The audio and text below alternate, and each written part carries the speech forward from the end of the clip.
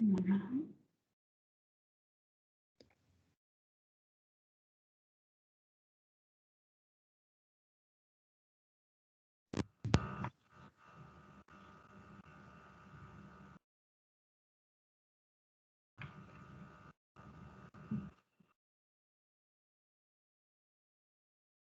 Voilà, c'est bon, ok.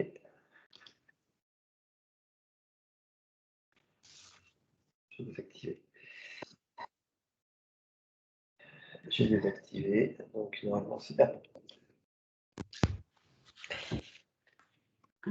Monsieur Lafaux est arrivé aussi. En tout cas, la salle est connectée.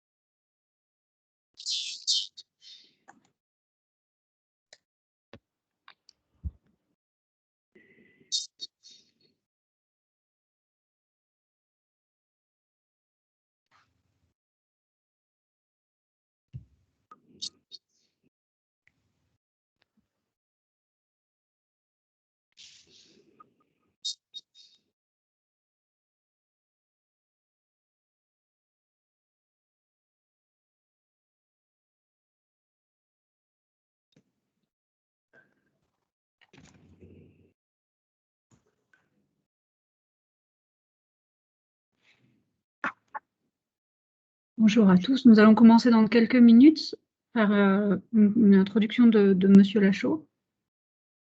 Et puis ensuite, Joël Guillot fera sa présentation. Pensez à bien couper vos micros pendant les interventions, s'il vous plaît. Oui, bonjour Madame Rapi, je suis Marie Quadrio. Je cherchais, nous cherchons un accompagnement sur notre...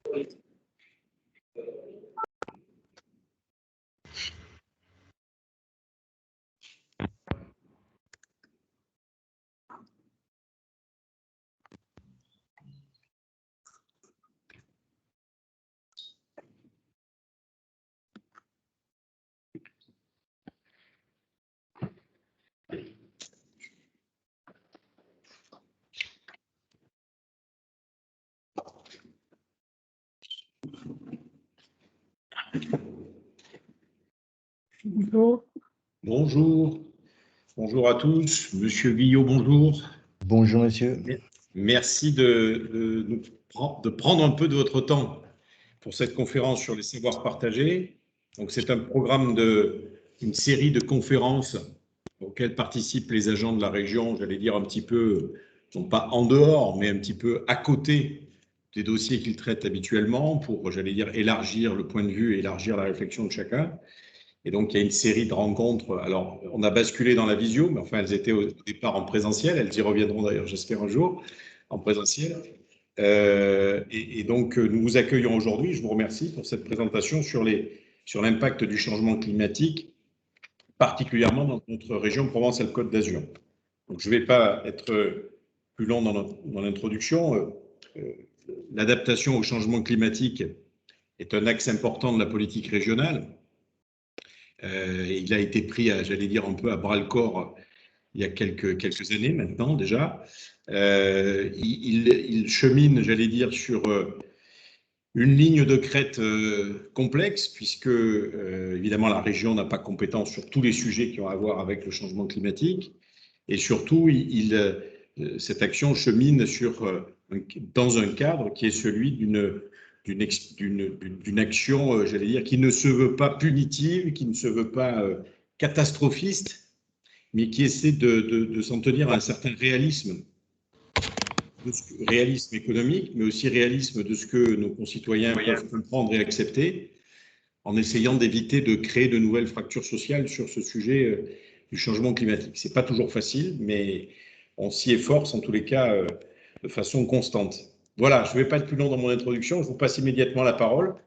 Et puis, bonne matinée à tous et bonne réflexion autour de ce sujet que l'on connaît assez bien, j'allais dire, au moins dans ses implications administratives quotidiennes pour nous. Bon courage à vous, merci. À vous, Monsieur Guyot, et merci encore. Merci, Monsieur Lachaud, et merci de m'avoir invité. Alors, bon, ben, vous voyez le titre. Je vais essayer de vous montrer. Je vais partir d'abord du changement climatique au point de vue planétaire, voir un peu ce qui se passe, parce qu'évidemment, on ne peut pas isoler le changement climatique à la région seule. Tout est lié, en fait. Et donc, je vais partir du global pour arriver après au local. Alors, voilà un peu ce qui se passe. Cette courbe de température que vous voyez à gauche nous montre bien, c'est la température moyenne de la planète. Et donc, vous voyez que depuis quelques dizaines d'années, on est toujours dans le positif, c'est-à-dire que la température planétaire augmente progressivement. Et vous voyez la ligne noire montre bien, grosso modo, ben, le réchauffement, il est de l'ordre de 0,2 degrés tous les 10 ans. Donc, ça veut dire que dans pas longtemps, on sera à des températures qui seront quand même devenues de plus en plus difficiles. Actuellement, on a un réchauffement planétaire de 1,1 degré. Alors, on peut se dire 1,1 degré, c'est pas beaucoup.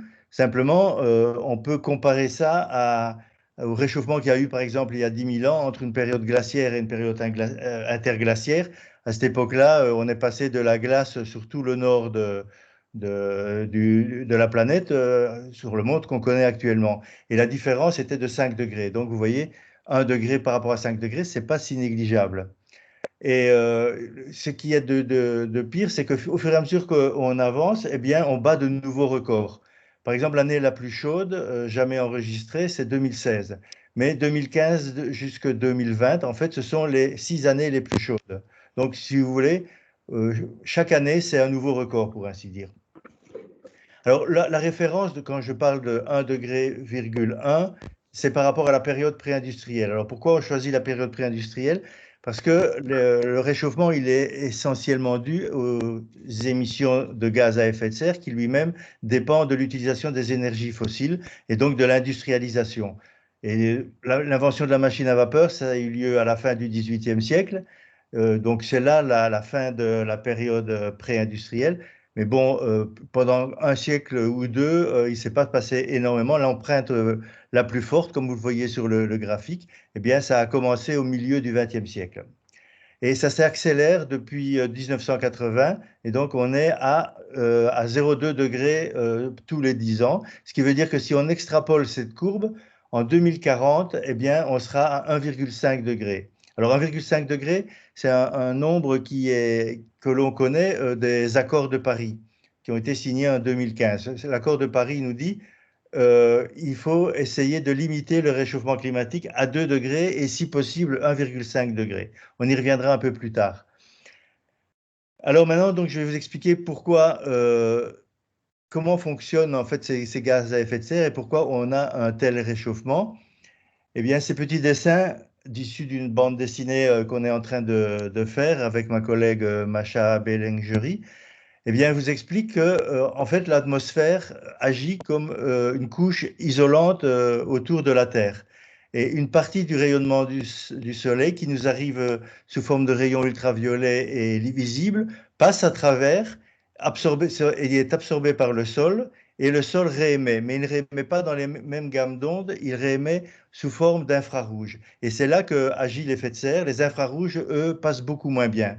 Et donc, vous voyez, ce pointillé là qui vous montre en fait l'effet de serre. Cet effet de serre existe évidemment depuis toujours, puisque l'atmosphère existe, et c'est lui qui permet en fait la vie sur Terre. S'il n'y avait pas d'atmosphère, eh bien la température moyenne de la Terre serait de moins 18 degrés, et en fait elle est de 15 degrés. Donc, la vie n'est possible qu'avec l'effet de serre. Le problème, c'est l'augmentation de l'effet de serre. Et cette augmentation, eh bien, elle est due à ce qu'on appelle des gaz à effet de serre. Alors, le premier gaz qui, lui, retient les infrarouges, c'est l'eau, la vapeur d'eau. Mais sa durée de vie dans l'atmosphère, elle est très courte, elle est de quelques jours, parce que quand l'eau qui s'évapore retombe sur Terre très rapidement sous forme de pluie. Par contre, d'autres gaz comme le CO2, le dioxyde de carbone, le méthane, CH4 et le protoxyde d'azote, N2O, eh bien, ce sont des gaz qui ont des durées de vie allant de 10 à 100 ans. Donc, ceux-là, ils ont le temps de marquer, si vous voulez, cet effet de serre qui provoque le réchauffement. Alors, ils sont dus essentiellement à l'industrie pour le CO2, mais également l'agriculture, particulièrement pour le méthane, et également pour le N2O, le protoxyde d'azote. Alors, il y a d'autres gaz qui sont encore plus longs dans l'atmosphère, c'est les hydrochlorofluorocarbones, les HCFC, qui ont remplacé les CFC qui ont été prohibés lors de la Convention de Montréal, il y a quelques dizaines d'années déjà, à cause du trou d'ozone. Donc, ces CFC provoquaient un trou de l'ozone dans la haute atmosphère. Et ce trou bien risquait d'augmenter les cancers parce que l'ozone nous protège des rayonnements ultraviolets du soleil. Mais ils sont beaucoup plus puissants que les autres gaz à effet de serre, mais ils sont encore en quantité relativement faible. Mais le problème, c'est qu'ils ont tendance à augmenter. Donc, l'homme modifie la composition de l'atmosphère par l'utilisation des énergies fossiles, mais également la déforestation. Et ces gaz s'accumulent depuis l'ère industrielle. Et maintenant, il était intéressant d'utiliser le confinement de l'année dernière pour voir un peu ce qui se passe quand toute l'économie s'arrête. Eh bien, malgré le confinement, la teneur en CO2 de l'atmosphère a quand même atteint 417 parties par million, c'est-à-dire millionième.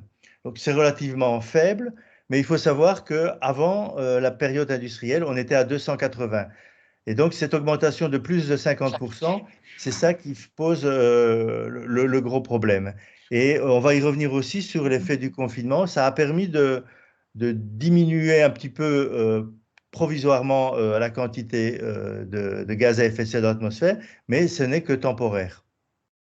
Alors maintenant, ces gaz à effet de serre, eh bien, vous voyez en gris foncé, tout d'abord, c'est ceux qui sont dus à la combustion du charbon, du pétrole et aussi la fabrication du ciment, qui est quand même aussi un poste assez important actuellement. Et vous voyez, depuis les années 60, 1960, eh bien, ça n'arrête pas d'augmenter. Et en gris plus clair, vous avez l'effet de la déforestation. Quand on brûle du bois, eh bien, on émet du CO2. Et ce gaz à effet de serre, enfin essentiellement le CO2 dans ce cas-ci, eh bien, il y a une partie qui est absorbée par l'océan, c'est ce qui est en bleu foncé, une partie par la biosphère terrestre, donc les forêts, les sols, c'est en vert, et le reste en bleu clair, eh bien, c'est ce qui reste dans l'atmosphère. En gros, il y en a 50% qui restent dans l'atmosphère et 50% qui sont absorbés par les continents et l'océan. Donc, si on n'avait pas ce qu'on appelle des puits, si on n'avait pas ces puits, eh bien, le réchauffement serait 2 fois plus important. Alors, il faut aussi retenir le fait que l'océan absorbe 25% des gaz à effet de serre. Ça, c'est déjà un effet très bénéfique pour nous. Et en plus, de fait de sa grosse inertie, la grosse masse d'eau, eh bien, il récupère 90% du réchauffement. Donc là, on n'est plus au niveau des gaz à effet de serre, on est au niveau de l'énergie qui s'accumule à la surface de la Terre. Eh bien, il y en a 90% qui se passent dans les océans. Donc, l'océan nous sauve une partie de la mise, si vous voulez, en absorbant 25% des gaz à effet de serre et en récupérant 90% de l'excès d'énergie qui vient de ces gaz à effet de serre. On verra que tout ça, ce n'est pas sans conséquence pour l'océan. Alors maintenant, d'où viennent ces gaz à effet de serre? Alors, évidemment, il faut reprendre le problème depuis le début, c'est-à-dire depuis 1750. Eh bien, ici, vous voyez, si on cumule les émissions, on voit que depuis le début de la période pré-industrielle, en vert, c'est les USA qui ont le plus contribué à ces gaz à effet de serre. En orange, vous avez l'Europe, également la Russie et l'Ukraine et la Turquie en plus petit. Donc, vous voyez que 2 tiers de ces gaz à effet de serre ont été émis depuis 1750 par l'Amérique du Nord et l'Europe. Alors, dans le reste, eh bien, c'est l'Asie qui domine, essentiellement la Chine. Évidemment, la Chine et l'Inde ont commencé beaucoup plus tardivement, mais évidemment, maintenant, ils émettent beaucoup plus qu'avant.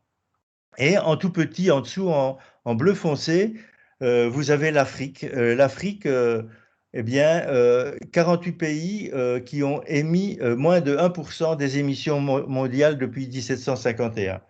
Donc, tout le monde est responsable, mais pas au même degré.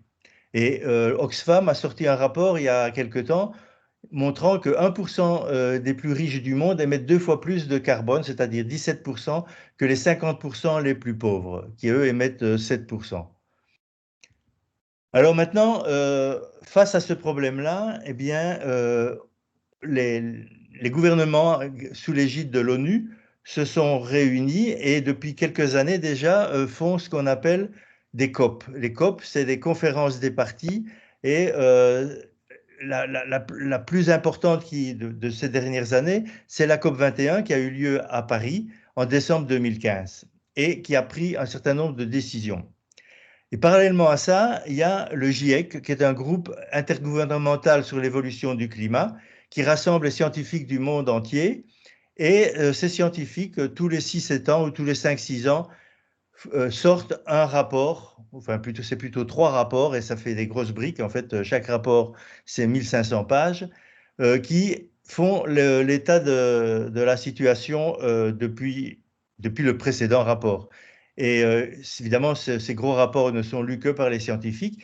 Par contre, à côté de ça, ils font un résumé pour les décideurs en 30 pages qui résume, si vous voulez, les messages principaux. Et donc, l'accord de Paris, sur base des travaux des scientifiques du GIEC, ont fait sortir, si vous voulez, la décision qu'il fallait limiter la température à 2 degrés, mais si possible 1,5 degré. Donc, je vous rappelle qu'aujourd'hui, on est à peu près à 1 degré. Donc, on a déjà parcouru les 2 tiers du chemin vers le 1,5 degré. Alors, cet accord, il a été signé par à peu près tous les pays, tout simplement parce qu'il n'est pas contraignant. C'est-à-dire que les pays sont incités à mettre en œuvre des actions. Et en particulier, par exemple, on leur a demandé de faire des propositions sur leur façon de réduire les émissions de gaz à effet de serre dans leur propre pays. Ils en ont fait, et si on met tout ça ensemble, eh bien, on arrive encore à un réchauffement de 3 degrés. Donc, on est bien au-dessus des 2 degrés. Donc, il y a encore des efforts à faire, et ces efforts, eh bien, c'est vraiment ça qu'on doit accentuer à l'heure actuelle. Alors, pour voir un peu l'évolution de la température dans le futur, on est obligé de faire des scénarios. La science du climat est capable de projeter l'évolution du climat si on connaît toute une série de choses. Et donc, le problème n'est pas dans les incertitudes climatiques, du système climatique, qui sont relativement maintenant, le système climatique est relativement bien connu, mais c'est plutôt sur les scénarios de base. Quel type, par exemple, quelle va être la population mondiale? Quel va être l'accroissement du PIB? Quel va être le type de développement économique qu'on va mettre en place? Un développement vert ou un développement basé sur les énergies fossiles? Et tout ça, selon les choix qui vont être faits, eh bien, permet de définir 4 scénarios. Alors, on les a appelés RCP pour Representative Concentration Pathways, et ils sont numérotés selon le pouvoir radiatif, c'est-à-dire l'effet qu'ils vont avoir sur le climat. Alors, celui qui a un effet le plus faible, c'est le 2,6, qui est à peu près conforme à l'accord de Paris, c'est-à-dire qu'il va permettre de rester à une température de 2 degrés. Alors, il y a le 8.5 qu'on appelle le business as usual, c'est-à-dire on continue comme on a toujours fait, on utilise les énergies fossiles, et à ce moment-là, on va arriver, on est à 417 ppm de CO2, eh bien on va arriver à 3 fois plus en 2100. Et puis il y a deux scénarios intermédiaires. Pour l'instant, on est plutôt entre le 4.5 et le 6, et il faut vraiment se rapprocher le plus possible du 2.6. Alors voilà ce qui se passe selon les deux scénarios extrêmes.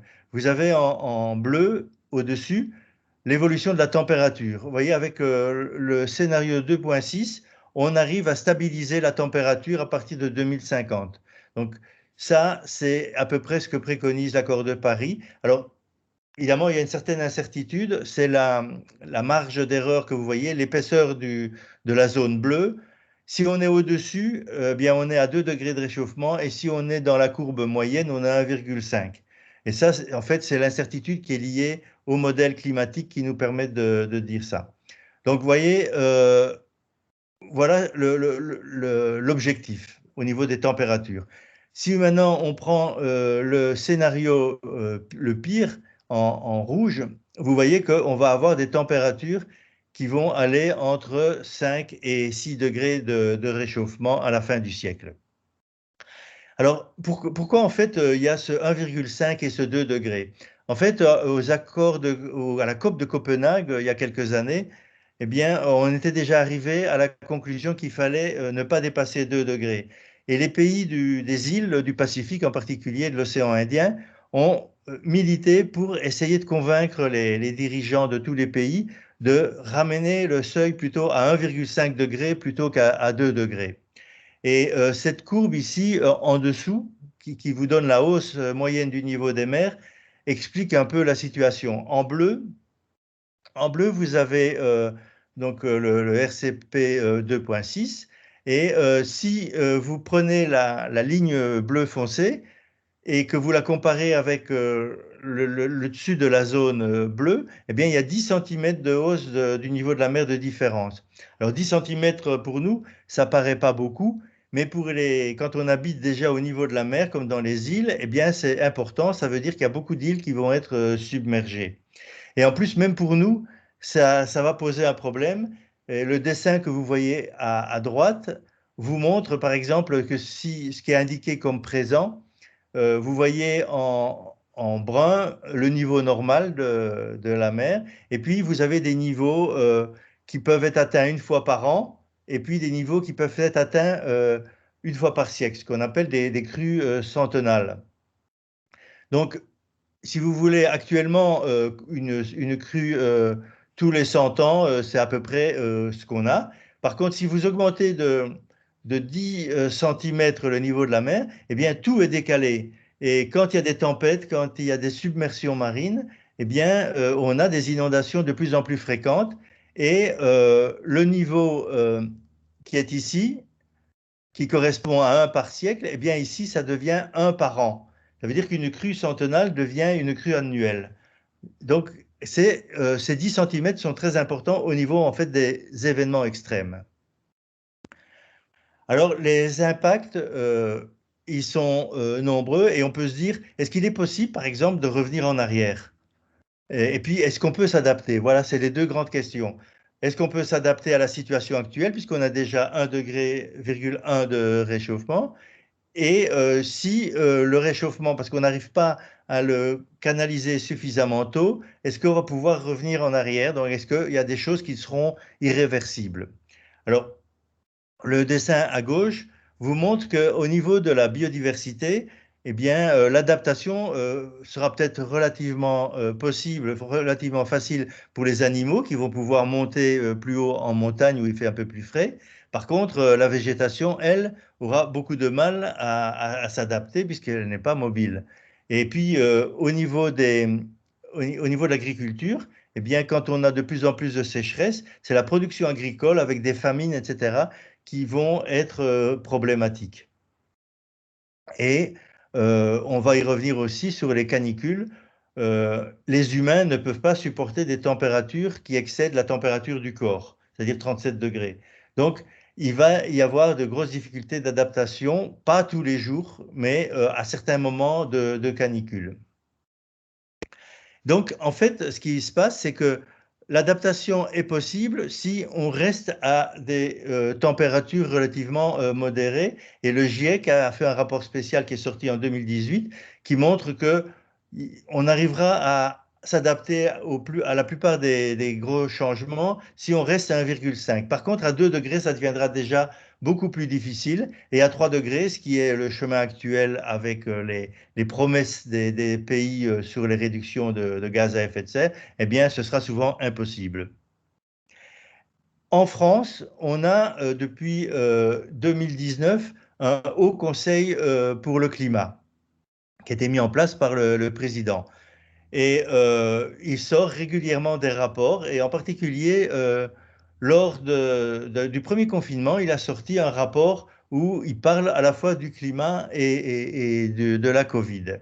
Et en gros, c'est les relations entre climat, environnement et santé. Il nous dit que les synergies doivent être renforcées, que lutter contre les pollutions, contre la déforestation importée, l'amélioration nutritionnelle des régimes alimentaires et favoriser l'évolution des modes de transport, ça va être bon à la fois pour le climat et pour la santé. Et on ne prend pas ce chemin-là actuellement, et donc ce qu'il préconise, c'est de redresser le cap et de relancer la transition. En particulier, si après le Covid, on revient à la situation d'avant, eh bien, ça va être problématique. Alors son slogan, c'est d'abord ne pas nuire, ensuite construire pour une transition bas carbone. C'est un impératif nécessaire car l'urgence climatique et ses impacts se renforcent. C'est possible car les solutions sont connues et accessibles, et c'est utile car elles portent de nombreux co-bénéfices pour l'emploi et la santé. Et c'est inéluctable parce que de toute façon, l'économie ne pourra pas supporter qu'on continue à réchauffer le climat de cette manière. Alors au niveau local, on a, grâce justement au support de la région Sud, mais également de l'ADEME, on a un groupe qui s'appelle le GREC Sud et qui analyse par des cahiers qui sortent régulièrement les impacts du changement climatique pour la région. Actuellement, le GREC Sud, dont j'assure la coprésidence, a déjà publié 8 cahiers, 4 sont encore prévus, et puis on a aussi des cahiers territoriaux, par exemple pour les métropoles, la métropole d'Aix-Marseille, pour les parcs aussi, le parc du Verdon, du Luberon, le parc oui, c'est essentiellement ça. Il y a pour la conférence de l'IUCN qui aura lieu en septembre, on va sortir un cahier sur la biodiversité. Et un autre cahier qui est demandé par les décideurs régionaux, c'est un cahier où on propose des solutions d'adaptation et d'atténuation. Et voilà, il y a aussi un cahier sur la séquestration du carbone et sur les événements extrêmes, tous des phénomènes qui sont vraiment importants. Alors maintenant, qu'est-ce que nous disent ces cahiers pour la région Sud? Eh bien, je vous avais dit qu'au niveau global, on a un réchauffement de 0,2 degrés par décennie. Eh bien, en région Sud, donc la moyenne de toute la région, eh bien c'est le double, 0,4 degrés par décennie. Et avec des maxima, des températures maximales qui augmentent plus que les températures minimales. Vous voyez les graphiques à droite.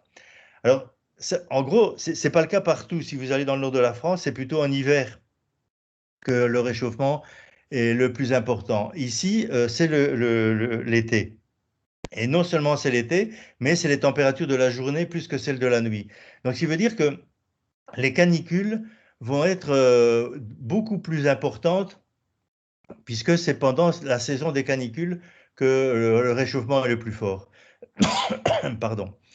Alors, en 2020, l'anomalie était, donc l'écart par rapport à la période de référence était de 1,6 degré et de 2,3 pour les minimales et 2,3 pour les maximales.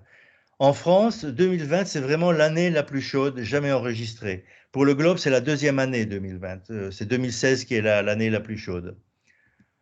Alors maintenant, si on regarde un petit peu les canicules ou les vagues de chaleur, bon, il y a des problèmes de définition des termes, mais en gros, une canicule, c'est des températures qui restent au-dessus de certains seuils pendant plusieurs jours. Alors, il faut à la fois que la température dépasse un certain seuil le jour, mais également la nuit, parce que pour la santé, c'est important la température minimale nocturne. On peut supporter des températures qui vont monter assez fortement le jour, mais si la nuit, elle redescend, elle ne descend pas suffisamment, alors on peut avoir des problèmes importants pour la santé. Et ces seuils qui posent problème, en fait, ne sont pas les mêmes selon l'endroit où on habite. Dans le nord de la France, les seuils sont plus bas que dans le sud. Donc, c'est difficile de donner des valeurs en température pour la définition d'une canicule. Par contre, en 2019, vous voyez la boule qui est ici, 2019. Sur l'axe des X, c'est la durée. En 2019, on a eu une canicule qui a duré presque 15 jours, avec des pics de 28 degrés. Et la superficie de la boule, ça vous donne la température moyenne de cette période de 15 jours. Donc, ce qui n'est pas la même que le pic. Alors, vous voyez que la canicule de 2019, elle est caractérisée par des valeurs de température très élevées, mais qui ont eu une durée relativement moyenne. Par contre, en 2003, je vous rappelle, c'est 15 000 morts. Eh bien, 2003, ça a duré 25 jours avec des pics qui n'ont pas dépassé 26 degrés. Donc, vous voyez, on aurait plutôt tendance maintenant à avoir plus souvent des canicules, mais avec en même temps des pics les plus élevés. Alors, voilà par exemple 2018, qui était une canicule qui n'était pas généralisée sur toute la France, mais qui était quand même importante pour le sud. Eh bien, on a eu un doublement des passages aux urgences pendant la première semaine du mois d'août 2018. Les pathologies des canicules, c'est la déshydratation, les maladies cardiovasculaires, respiratoires, des maladies du système endocrinien, par exemple pour le diabète, les voies urinaires et le système neurologique. Donc, je rappelle, on a eu 15 000 morts en 2003. Après, les canicules suivantes n'ont pas fait autant de morts parce qu'on a réussi à s'adapter. Et ces canicules sont particulièrement violentes dans les villes. C'est ce qu'on appelle les îlots de chaleur urbains. Alors, la photo que vous voyez à droite vous représente bien la chose. Par exemple, si vous regardez en plein soleil, eh bien, la température monte à 52 degrés. C'est un exemple ici, hein. Et pour un 50 degrés en plein soleil, si vous regardez 52 degrés, pardon, c'est la température du macadam, du tarmac, donc de la route.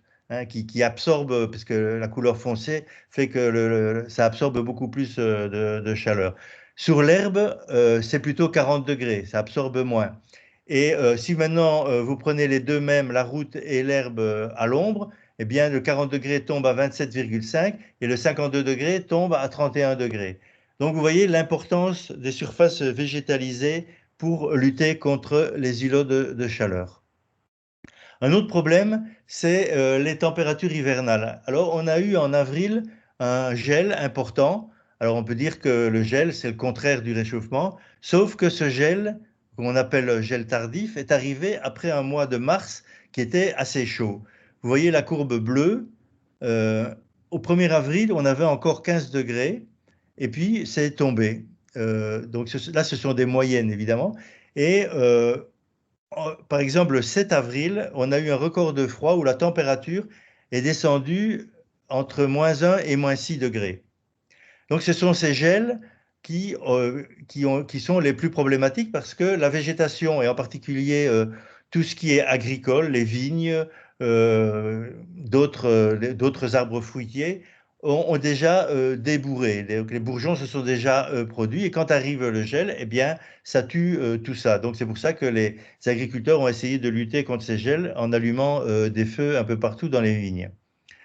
Et ça a eu un impact sur la production agricole et donc sur les prix. Des autres conséquences du réchauffement climatique, c'est les épisodes méditerranéens. On a en région méditerranéenne, on a de plus en plus de sécheresse, mais paradoxalement, on a aussi de plus en plus d'inondations.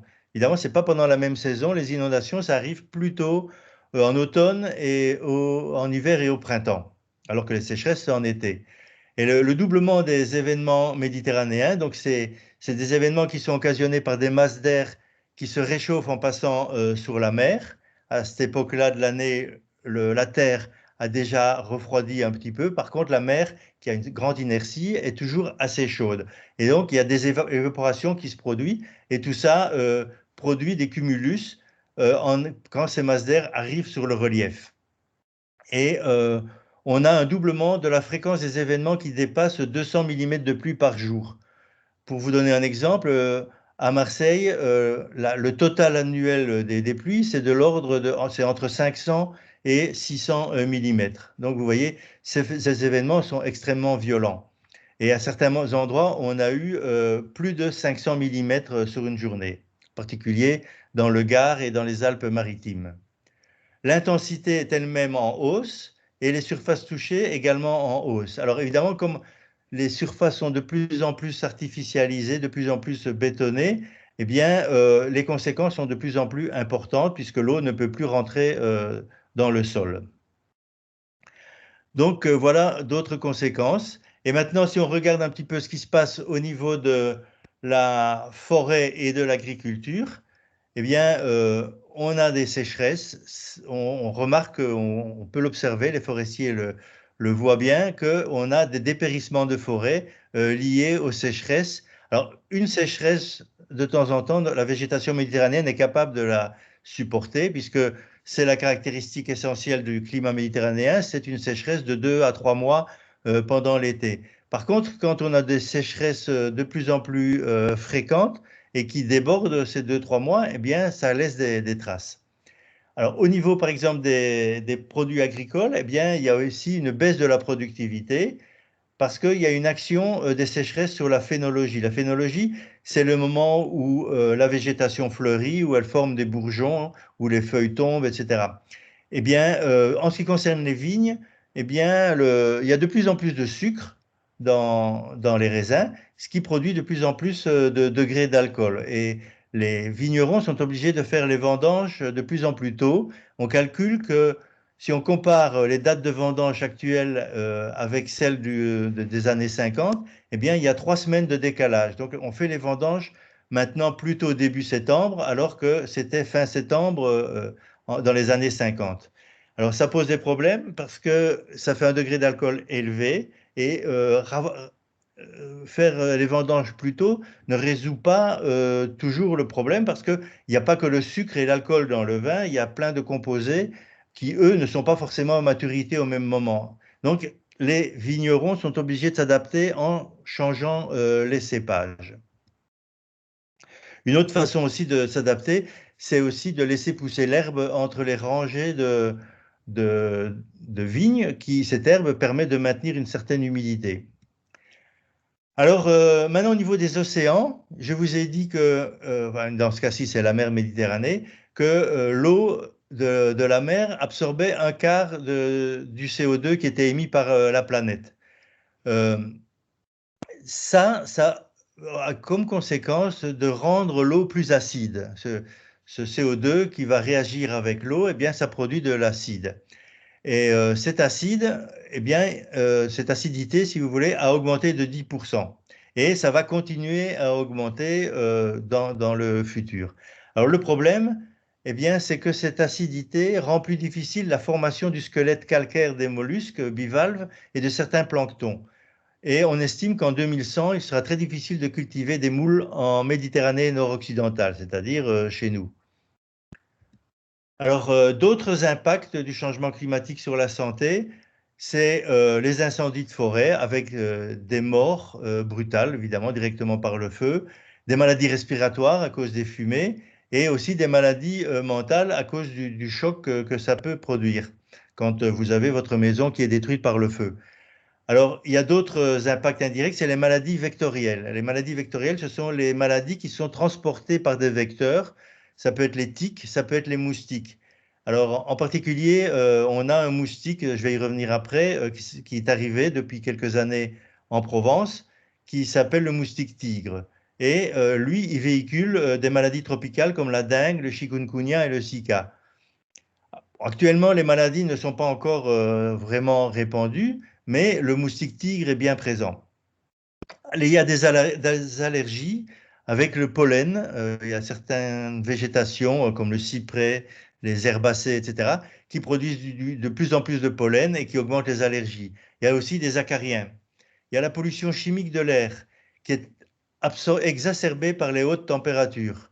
L'ozone, par exemple, qui n'est pas directement produit par l'industrie ou les voitures, mais qui est un produit secondaire qui vient des composés à base de NO, qu'on appelle les NOx, qui eux sont produits par les voitures et l'industrie et qui se transforment dans l'atmosphère en ozone, et particulièrement si la température est élevée. Et puis il y a les particules, les PM. Alors les particules sont plus ou moins fines, et ces particules sont produites par exemple par le diesel, par les feux de bois aussi, et tout ça a des effets sur la santé. Et puis, il y a aussi les maladies qui sont liées aux eaux de baignade. Quand les eaux, bon, il y a les rejets qui polluent les eaux, mais il y a aussi la température qui maintient une certaine ambiance polluante dans ces eaux. Alors, prenons le cas du moustique tigre et de la pollution de l'air. Vous voyez à gauche,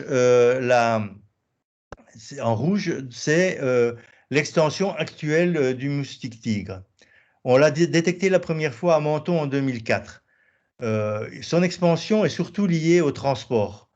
Hein, mais donc, ce n'est pas le climat qui est responsable de l'expansion. Mais le réchauffement fait qu'en fait, il se sent très bien chez nous et qu'il y reste et qu'il va en fait entrer en opposition avec d'autres espèces autochtones. Il préfère les milieux urbains. Mais actuellement, il y a encore peu de foyers de maladies tropicales. Mais ça pourrait venir dans le futur. En ce qui concerne l'ozone, vous voyez que en rouge foncé, c'est à l'ouest de la région qu'on a le plus d'ozone, essentiellement lié aux industries autour de Berre, et également, évidemment, sur les autoroutes, toutes les transports, et en particulier, il ne faut pas oublier non plus les bateaux qui accostent à Marseille. Voilà, et donc, vous voyez que la situation est souvent, ici c'est le 29 juin 2019, c'était en pleine canicule et on avait dépassé les seuils d'alerte. Alors maintenant, qu'est-ce qu'il faut faire ? Ce petit dessin que vous voyez au-dessus vous montre la situation. Avec le 1 degré qui est ici, donc aujourd'hui, si on considère que l'atmosphère c'est une marmite, eh bien, on avait la marmite à moitié pleine, si vous voulez. On avait 2200 milliards de tonnes de CO2. Alors, on sait que si on veut maintenir la température à 1,5 degré, eh bien, il faut ne pas dépasser un ajout de 580 gigatonnes. Et à 2 degrés, on a encore 320 gigatonnes.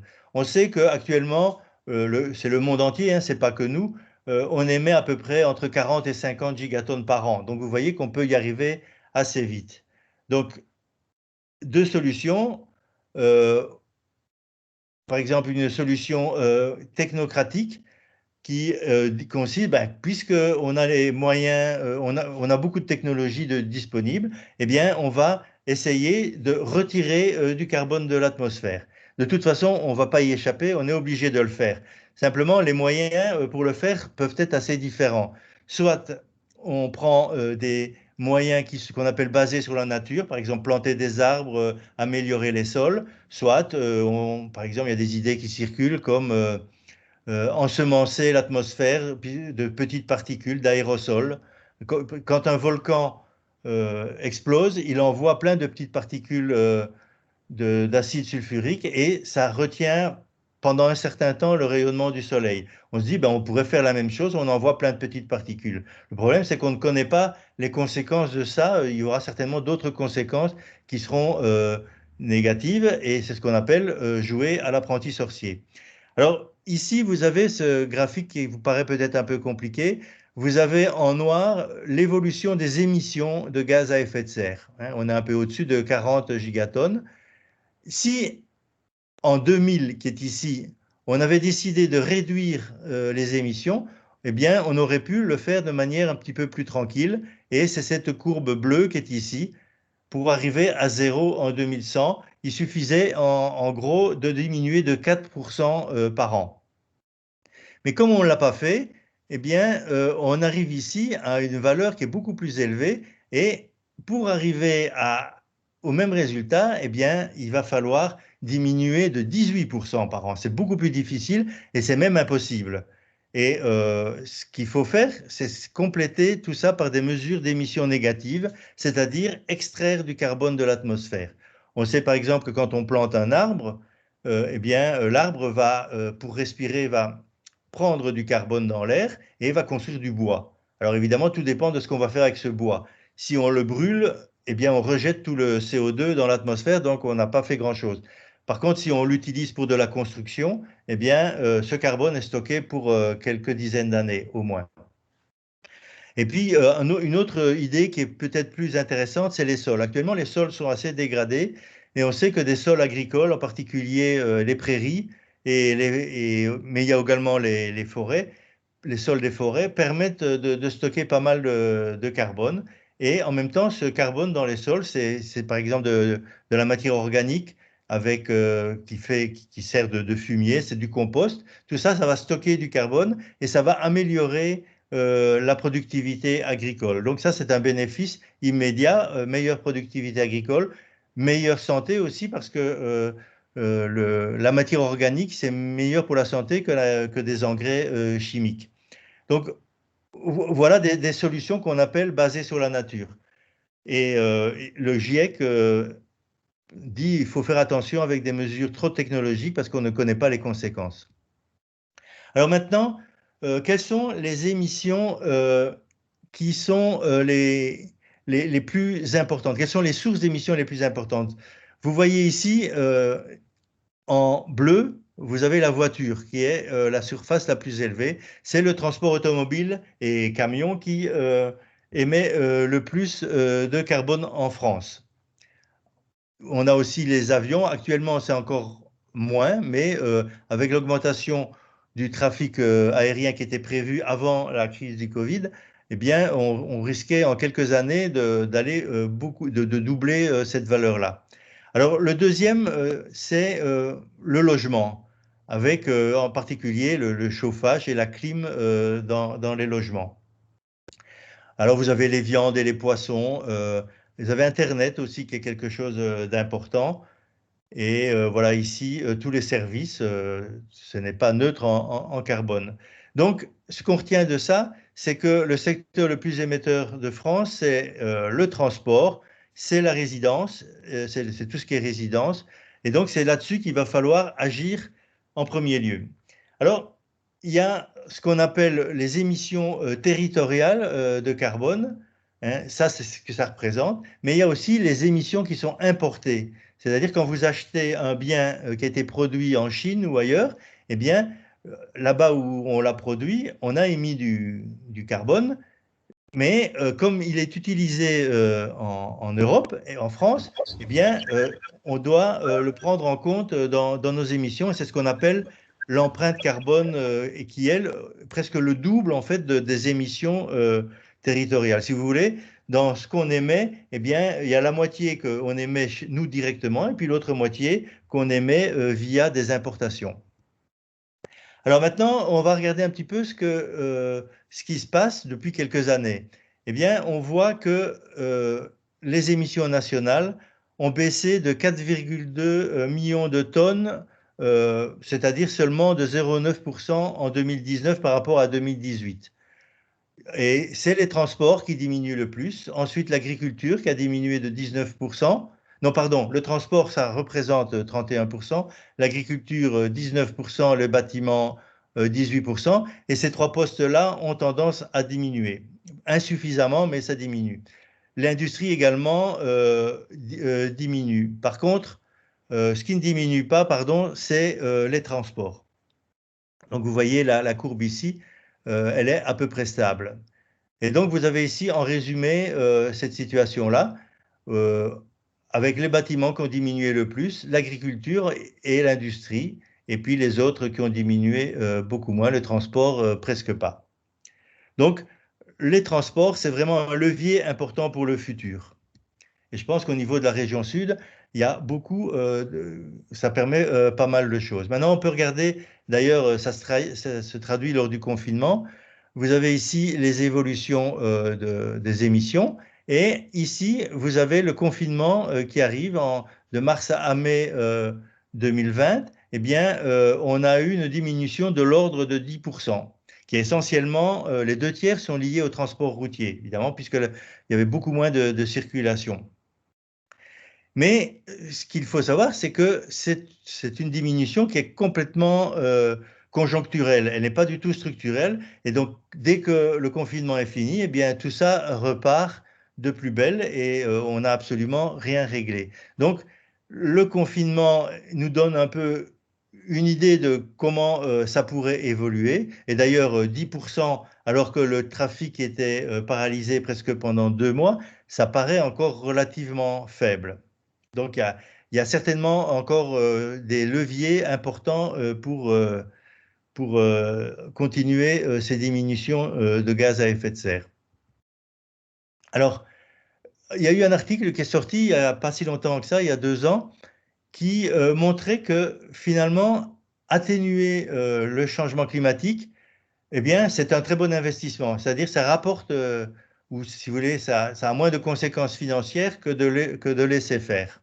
Donc, en gros, maintenir à 1,5 degré, ça coûterait entre 71 et 150 trillions, donc 1000 milliards de dollars jusqu'en 2050, mais réparer les dommages en coûterait 3 fois plus, 3 à 7 fois plus.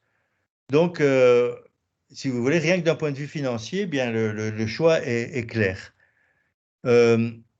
Alors maintenant, on a aussi étudié quel est l'effet par exemple, de planter des arbres. On parle beaucoup de planter des arbres. Alors, en gros, souvent, ça ressemble plutôt à une fausse bonne solution ou même souvent d'ailleurs un gadget de greenwashing, donc de verdissement de l'économie. Par exemple, on aurait besoin de 18% de la surface globale pour séquestrer 12 gigatonnes de CO2. On en émet à peu près 40, donc vous voyez, on en séquestrait à peine le quart. Enfin, plutôt, oui, le quart. Et donc, c'est en couvrant la terre de 18% de forêt, évidemment, ça aurait des répercussions sur les surfaces agricoles, il y aurait des conséquences qui seraient loin d'être négligeables, et en même temps, ça ne ferait qu'un quart des séquestrations. Et alors, si on utilise en plus les forêts comme source d'énergie plutôt que du pétrole, eh bien, il y a un problème de planter uniquement des espèces qui sont très rentables, qui produisent beaucoup plus. Et finalement, il y a un risque de perte de forêts primaires et de prairies et une perte de biodiversité. Donc, il faut faire vraiment attention. La plupart du temps, ce sont les solutions de masse de ce type-là qui sont des fausses bonnes idées. Il vaut mieux, par exemple, on peut utiliser une centrale à biomasse localement en montagne pour produire de l'énergie, mais si on le fait à grande échelle, eh bien, il y a des effets secondaires qui sont absolument importants. Alors maintenant, aussi, toute une étude qui était sortie l'année dernière par rapport au Covid et qui disait que nos actions pour le climat sont bonnes pour la santé. Manger moins de viande rouge et plus d'aliments végétaux non transformés, ça c'est efficace contre l'obésité. Évidemment, c'est efficace, comme je vous ai montré que la viande, c'était un secteur important d'émissions de gaz à effet de serre, mais l'effet sur le climat est à plus long terme. Par contre, l'effet pour la santé, lui, il est immédiat. Sortir de sa voiture, privilégier la marche, le vélo, les transports en commun, le covoiturage, tout ça également, c'est bon pour la forme physique. Et une meilleure santé, ça permet de mieux résister à la maladie, et en particulier à la Covid. Le confinement a montré les avantages d'une vie saine qui diminue la pollution et le stress, qui réduit les gaz à effet de serre. Consommer local limite la circulation des virus, crée des emplois locaux et c'est bon pour le climat. Les gens ont pris conscience des avantages, mais il faut planifier progressivement pour éviter les effets négatifs. Lors des grands bouleversements comme celui du Covid, les économies se reconstruisent. On peut le laisser faire sur de nouvelles bases. Évidemment, il ne faut pas le faire dans ces conditions-là. Il faut que ce soit planifié et fait de manière équitable. Donc, mais ce qui sort de là, c'est qu'il faut accélérer la transition en aidant en particulier les plus faibles à s'adapter. Et pour terminer, voilà ce qu'on peut dire sur les actions à entreprendre. Les pays riches, et en particulier dans les pays riches, les plus riches, ont une responsabilité plus grande. Donc, c'est sur eux que doit d'abord reposer le plus de réduction des gaz à effet de serre. Et en particulier parce que, comme pour la Covid, c'est les pauvres qui subissent les conséquences les plus lourdes. Donc, ils ne sont pas responsables de la plus grosse partie des émissions, mais ils en subissent les conséquences. Il faut donc une ambition forte d'adaptation, qui est de toute façon inévitable, et de réduction des émissions, qui doit aller en parallèle. Et lutter contre la Covid et contre le changement climatique, eh bien, ça va de pair. Alors, en gros, on se pose souvent la question, quel est le rôle des scientifiques dans tout ça? Il ne faut pas oublier que les décisions, ça incombe aux politiques. Les scientifiques, eux, indiquent la trajectoire optimale. C'est ce que j'ai essayé de faire. Et les décisions doivent être prises par les politiques et des organismes enfin des associations comme le Grec Sud sont là pour donner des indications.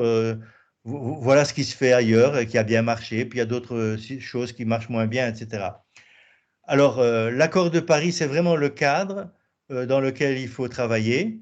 Et cet accord de Paris doit être renforcé par la COP 26 qui va avoir lieu à Glasgow à la fin de l'année.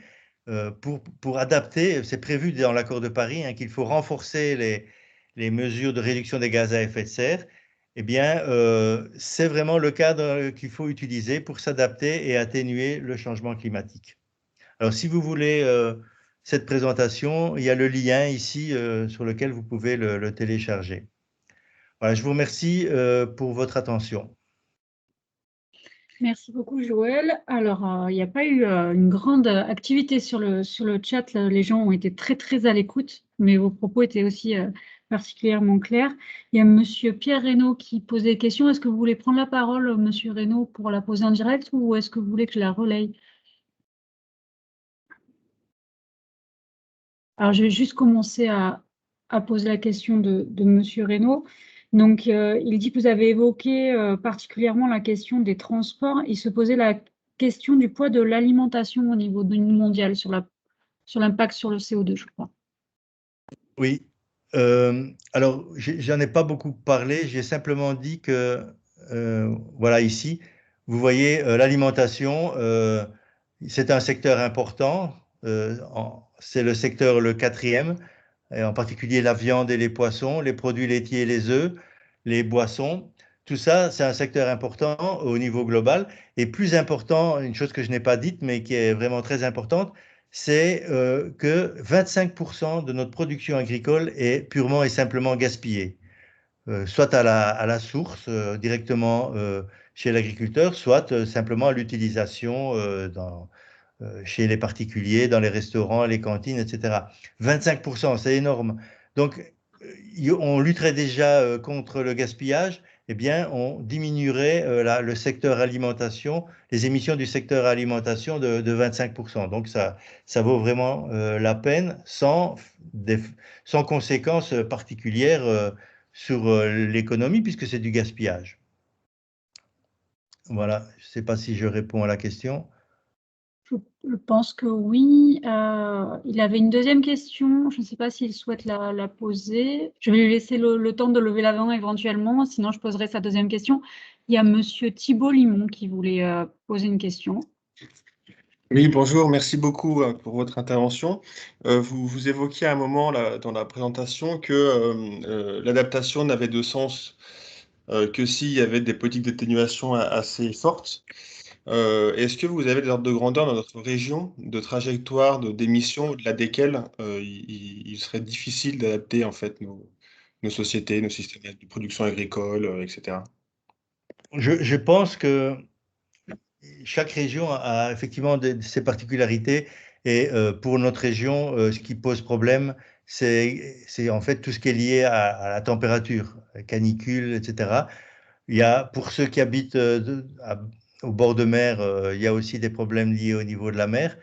Mais en gros, on peut dire quand même que le 2 degrés de réchauffement global, c'est-à-dire ça correspond déjà à peu près à 3 degrés au niveau de la région, hein, c'est déjà énorme, ce qui veut dire qu'on peut avoir des canicules assez fortes, assez régulièrement, quoi. Et bien, ce 2 degrés global, eh bien, c'est quand même le seuil à ne pas franchir partout.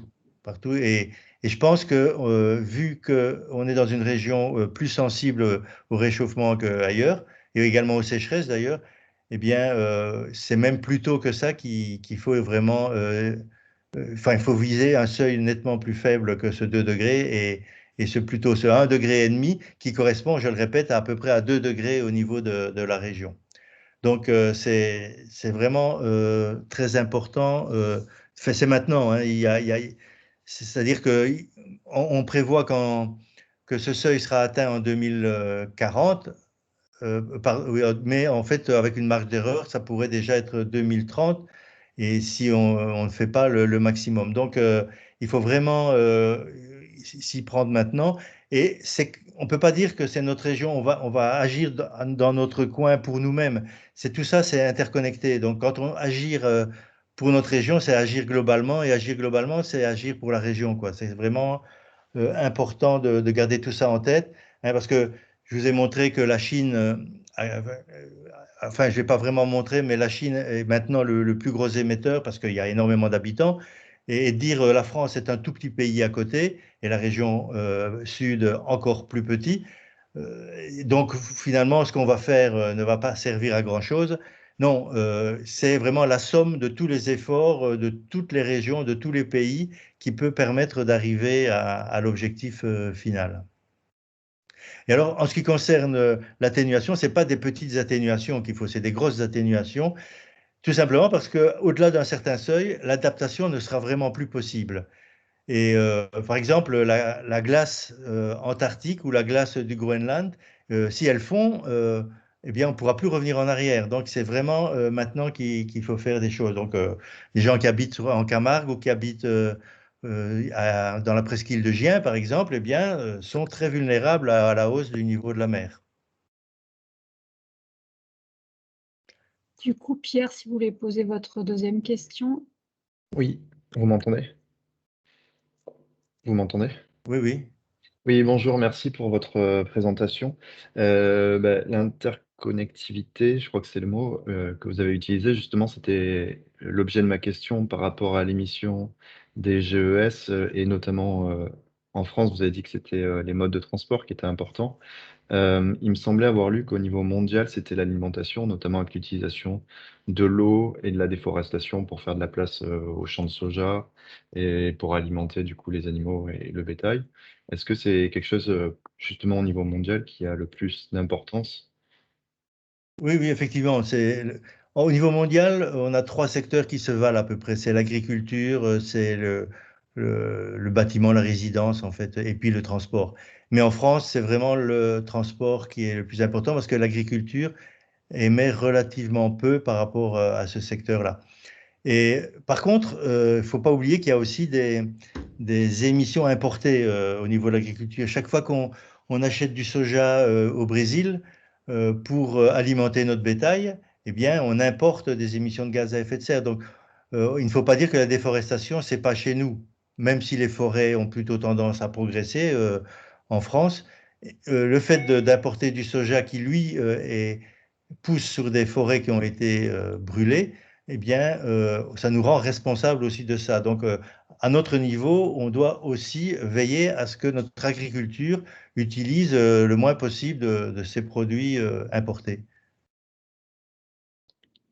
Je On va vous passer la remercie. Je vous parole à remercie. Noémie, si vous voulez bien, qui lève la main. Oui, vous m'entendez? Oui, oui.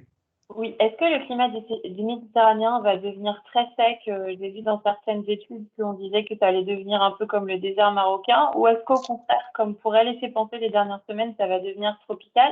Et surtout, est-ce que c'est prévisible ou en réalité les scientifiques ne savent pas parce qu'il y a tellement de variables qu'on ne sait pas trop ce qui va se passer? Et deuxième question, quand vous parlez de la durée et de l'intensité des canicules, c'est-à-dire ici dans le sud, est-ce que ça va être pendant 3 mois une canicule complète à 45 ou est-ce que là aussi on sait un peu vers quoi on va? D'accord. Alors pour la première question, le climat méditerranéen, il est défini comme étant un hiver relativement doux et surtout des étés secs. Alors dans le sud de la France, l'été sec, c'est à peu près 2 mois. En Afrique du Nord, ça peut être 3 ou 4 mois. Alors, pour qu'on ait un climat type marocain et type désertique, il ne suffit pas de chauffer, il faudrait aussi qu'il n'y ait plus du tout de précipitations. Enfin, les précipitations dans le Sahara, c'est inférieur à 100 mm. Donc, en gros, si on veut regarder vraiment euh, à quoi ça pourrait correspondre, moi je pense que c'est plutôt le sud de l'Italie. Les Pouilles, par exemple, ce serait un bon analogue de ce qui nous attend. Parce que là, il pleut encore suffisamment. Et nous, les modèles climatiques nous prédisent que les précipitations de l'hiver, du printemps, de l'automne ne vont pas diminuer. Donc, on aura quand même encore de l'eau pendant ces saisons-là. Par contre, celles de l'été vont diminuer. Et ça, ben, c'est un peu la situation qu'on a actuellement dans le sud de l'Italie. Donc, il y aura toujours de la végétation, on ne va pas avoir un climat aride. Mais en moyenne, de toute façon, sur toute la Méditerranée, la tendance sera quand même à l'aridification du climat. Mais bon, le sud du Maroc, c'est certainement pas, enfin, le nord, c'est difficile à dire, puisqu'il y a la montagne qui absorbe les pluies atlantiques. Mais en tout cas, le Maroc n'est certainement pas le bon analogue.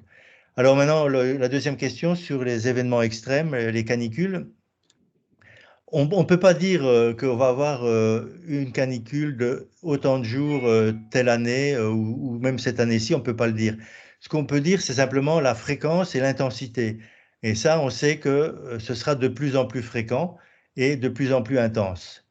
Par exemple, les modèles climatiques en 2003 nous ont dit que si le climat continuait à se réchauffer comme maintenant, eh bien, à partir de 2050, eh bien, la situation de 2003, ce serait la norme. C'est-à-dire que tous les ans, à peu près, on aurait un climat qui ressemble à celui de 2003.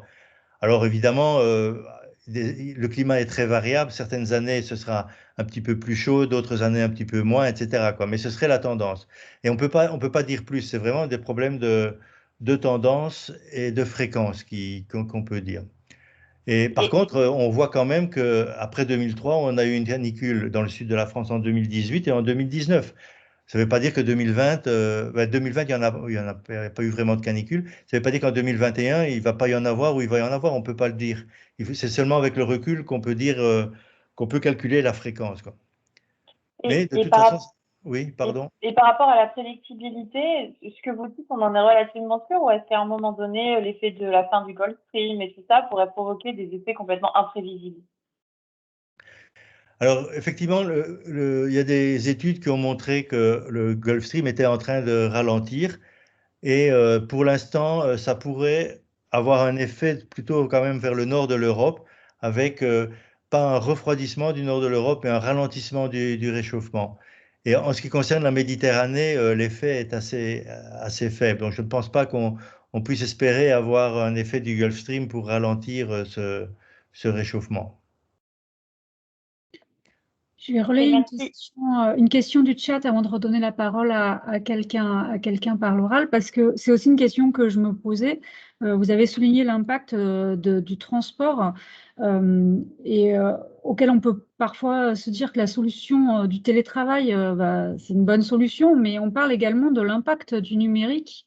Et du coup, est-ce que cette phase un petit peu de Covid qui nous a forcé à télétravailler massivement, elle a pu montrer que le télétravail était une solution face au poids du transport ou au contraire, c'est la même chose?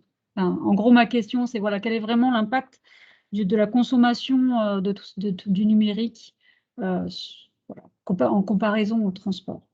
Oui, alors pour le numérique, il y a quelques années, quand l'ADEME avait sorti ses estimations, je sortais d'ailleurs dans mes conférences des informations de là, disant que quand on envoyait un email, par exemple, à plein de gens, etc., il y avait un impact qui n'était pas négligeable. Mais après, il y a eu une autre étude qui a été faite par une association qui s'appelle The Shift Project et qui a montré que dans le numérique, ce qui est vraiment le plus important, c'est tout ce qui est streaming. Oui. Netflix, enfin, regarder par exemple des films sur son téléphone, qui est un non-sens, puisque souvent on regarde des films à haute résolution sur un téléphone qui, lui, a une résolution relativement basse.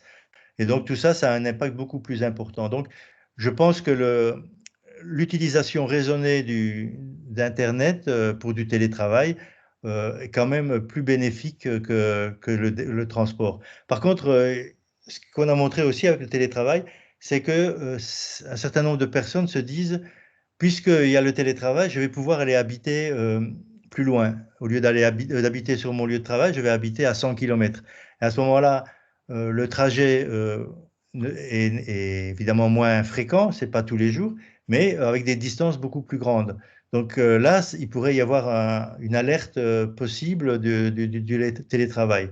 Et là, évidemment, la solution, c'est le transport en commun, quoi. Si vous habitez à 100 km et que vous avez un train pour vous rendre sur votre travail, bon, ben, ça va, ça reste quand même raisonnable. Donc voilà, c'est difficile de répondre. Par exemple, les études qui ont montré que 10% de diminution des gaz à effet de serre pendant le confinement, il aurait pu être plus important, sauf que les gens, en restant chez eux, doivent chauffer. Et donc, la contribution du chauffage, elle, avait augmenté.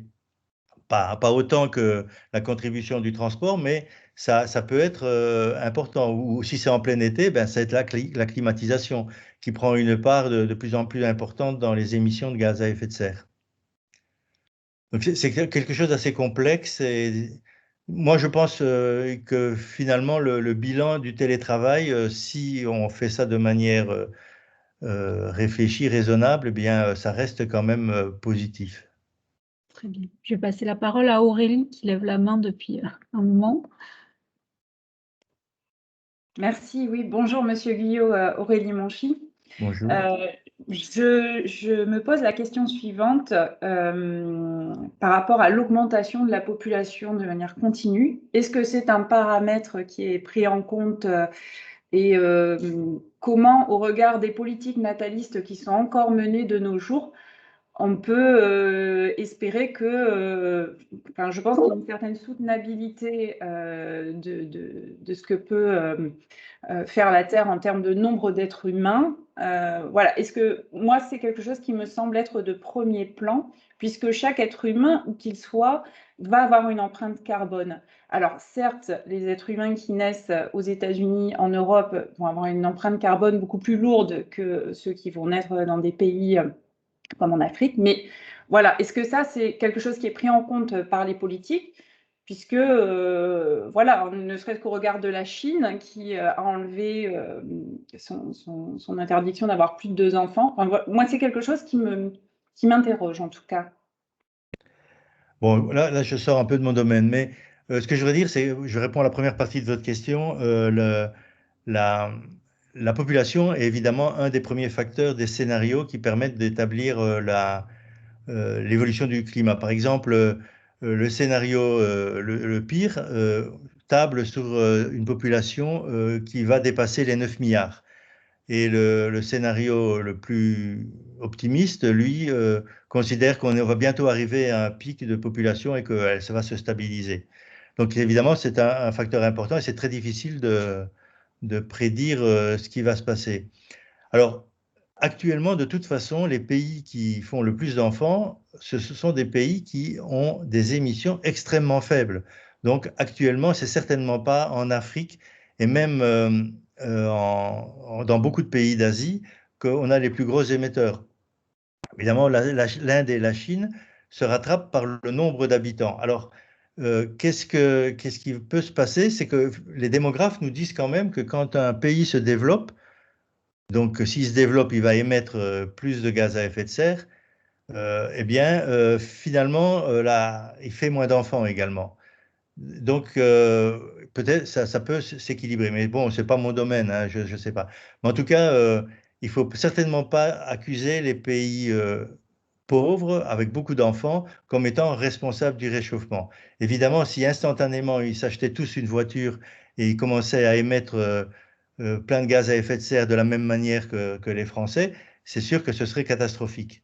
Mais entre-temps, on a quand même des solutions qui sont apparues et je pense que même les pays comme l'Inde et la Chine vont vers des développements qui sont beaucoup moins émetteurs en gaz à effet de serre que nous, ce qu'on a été. Alors, il y avait une question sur le chat par rapport à l'agriculture intensive. Est-ce qu'on peut mesurer l'impact différencié entre l'agriculture intensive et une agriculture plus peut-être paysanne ou bio? Je ne sais pas, Isabelle, si c'est exactement ça votre question, mais j'essaie de la retranscrire au mieux. Oui, l'agriculture paysanne n'est pas forcément bio, même si ça peut être l'idéal. Je pensais surtout à la filière élevage. Alors, oui, effectivement, il y a des. Je ne peux pas vous donner de chiffres, c'est pas mon domaine, mais je sais qu'il y a un programme de recherche qui s'appelle le 4 pour 1000, qui a été lancé par le ministre de l'Agriculture en 2015 lors de la COP 21, Stéphane Le Foll, se basant sur le fait que si on arrivait à augmenter de 4 pour 1000 par an le carbone séquestré par les sols, eh bien, on arriverait à contenir les émissions par les énergies fossiles. Alors, l'agriculture intensive, elle utilise des engrais chimiques. Pour produire ces engrais chimiques, il faut du pétrole. Donc, c'est basé sur il y a des émissions de gaz à effet de serre qui sont importantes. Et en plus, séquestrer du carbone par des matières organiques, par du compost, par du fumier, etc., ça permet d'enrichir les sols et ça stocke le carbone. Mais tout ça est assez compliqué. Il faut vraiment étudier l'évolution du carbone dans les sols à long terme. Et c'est ce qui est en train de se faire.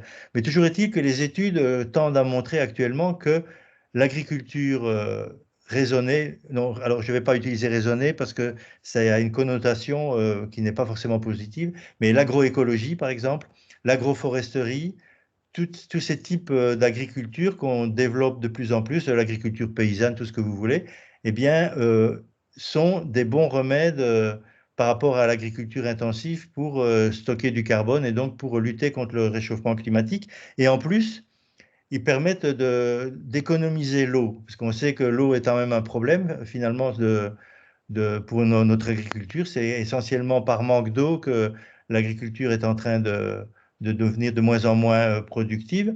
Eh bien, cette agroécologie va aussi dans le bon sens. Donc, oui, il y a des études qui montrent que l'agriculture paysanne, enfin appelez-la comme vous voulez, est beaucoup plus intéressante à la fois pour lutter contre le carbone, pour s'adapter au changement climatique et pour fournir une alimentation qui est de meilleure qualité. On va laisser la parole à Florence.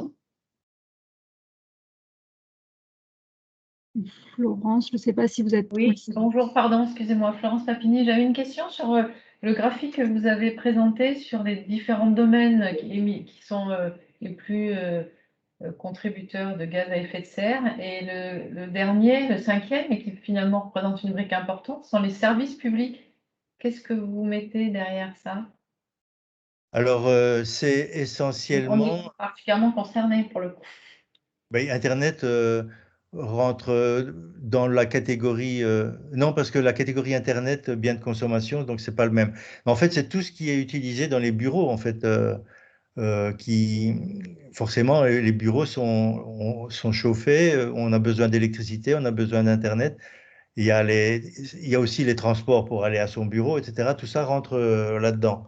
Je veux dire que je n'ai pas été voir la publication qu'il y avait derrière ça, savoir exactement qu'est-ce qui était derrière, mais il y a des choses qui sont irréductibles. Ça ne veut pas dire qu'il faut supprimer les services publics, Simplement, un bon service public émet du carbone, voilà, c'est tout.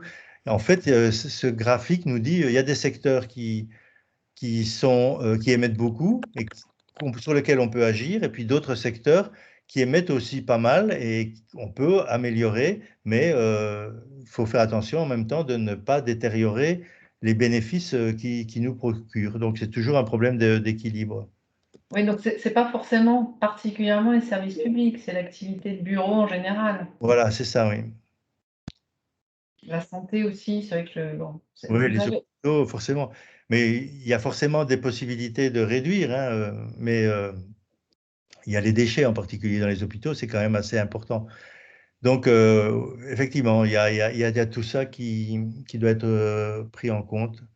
Mais en tout cas, ce n'est pas du tout un plaidoyer pour réduire les services publics. Hein, je suis rassurée, merci. Je vais essayer de regrouper 2 questions du chat. Il y a Tony qui demande comment on peut parler aux climato-sceptiques et Madeleine qui demande si on a 3 recommandations clés pour que chacun améliore la situation. Donc les climato-sceptiques, on n'en parle plus tellement parce que, en gros, les climato-sceptiques qui, avant, il y a quelques années, quand on les voyait à la télé, etc., qui dominaient un petit peu les médias, parce qu'en fait c'était des beaux parleurs, ce type de climato-sceptiques n'existe plus. C'est-à-dire les gens ne disent plus il n'y a pas de changement climatique. Maintenant, tout le monde reconnaît qu'il y a un changement climatique. Et maintenant, le climato-scepticisme, c'est plutôt dans l'idée que l'homme, par sa technologie, pourrait lutter aussi bien contre le réchauffement du climat que simplement éviter les mesures qui sont préconisées par les mouvements verts. En fait, c'est essentiellement contre ça qu'ils luttent. Alors, je pense que ce que je vous ai montré comme figure est assez parlant, quoi. Le climat se réchauffe, il y a des méthodes technologiques qui existent, mais qui ont des effets secondaires qui sont absolument non connus. Et mettre, par exemple, des particules, ce qu'on appelle des petits miroirs, en fait, des petites particules qui vont retenir le rayonnement du soleil, vous imaginez bien que ça va avoir des effets, ça peut provoquer des orages, ça peut provoquer des tas de problèmes, de l'acidité aussi. Donc, on a déjà, d'une certaine époque, là, il y a une vingtaine d'années, on parlait des pluies acides. Eh bien, là, on relance les pluies acides. Enfin bon, il y a des tas d'effets qui ne sont pas connus. Donc, il vaut mieux utiliser la nature, s'y être plus respectueux de la nature. À mon avis, c'est vraiment ce qu'il faut faire. Alors, je pense que ça ne veut pas dire qu'il faut vivre comme il y a un siècle. Il y a des méthodes.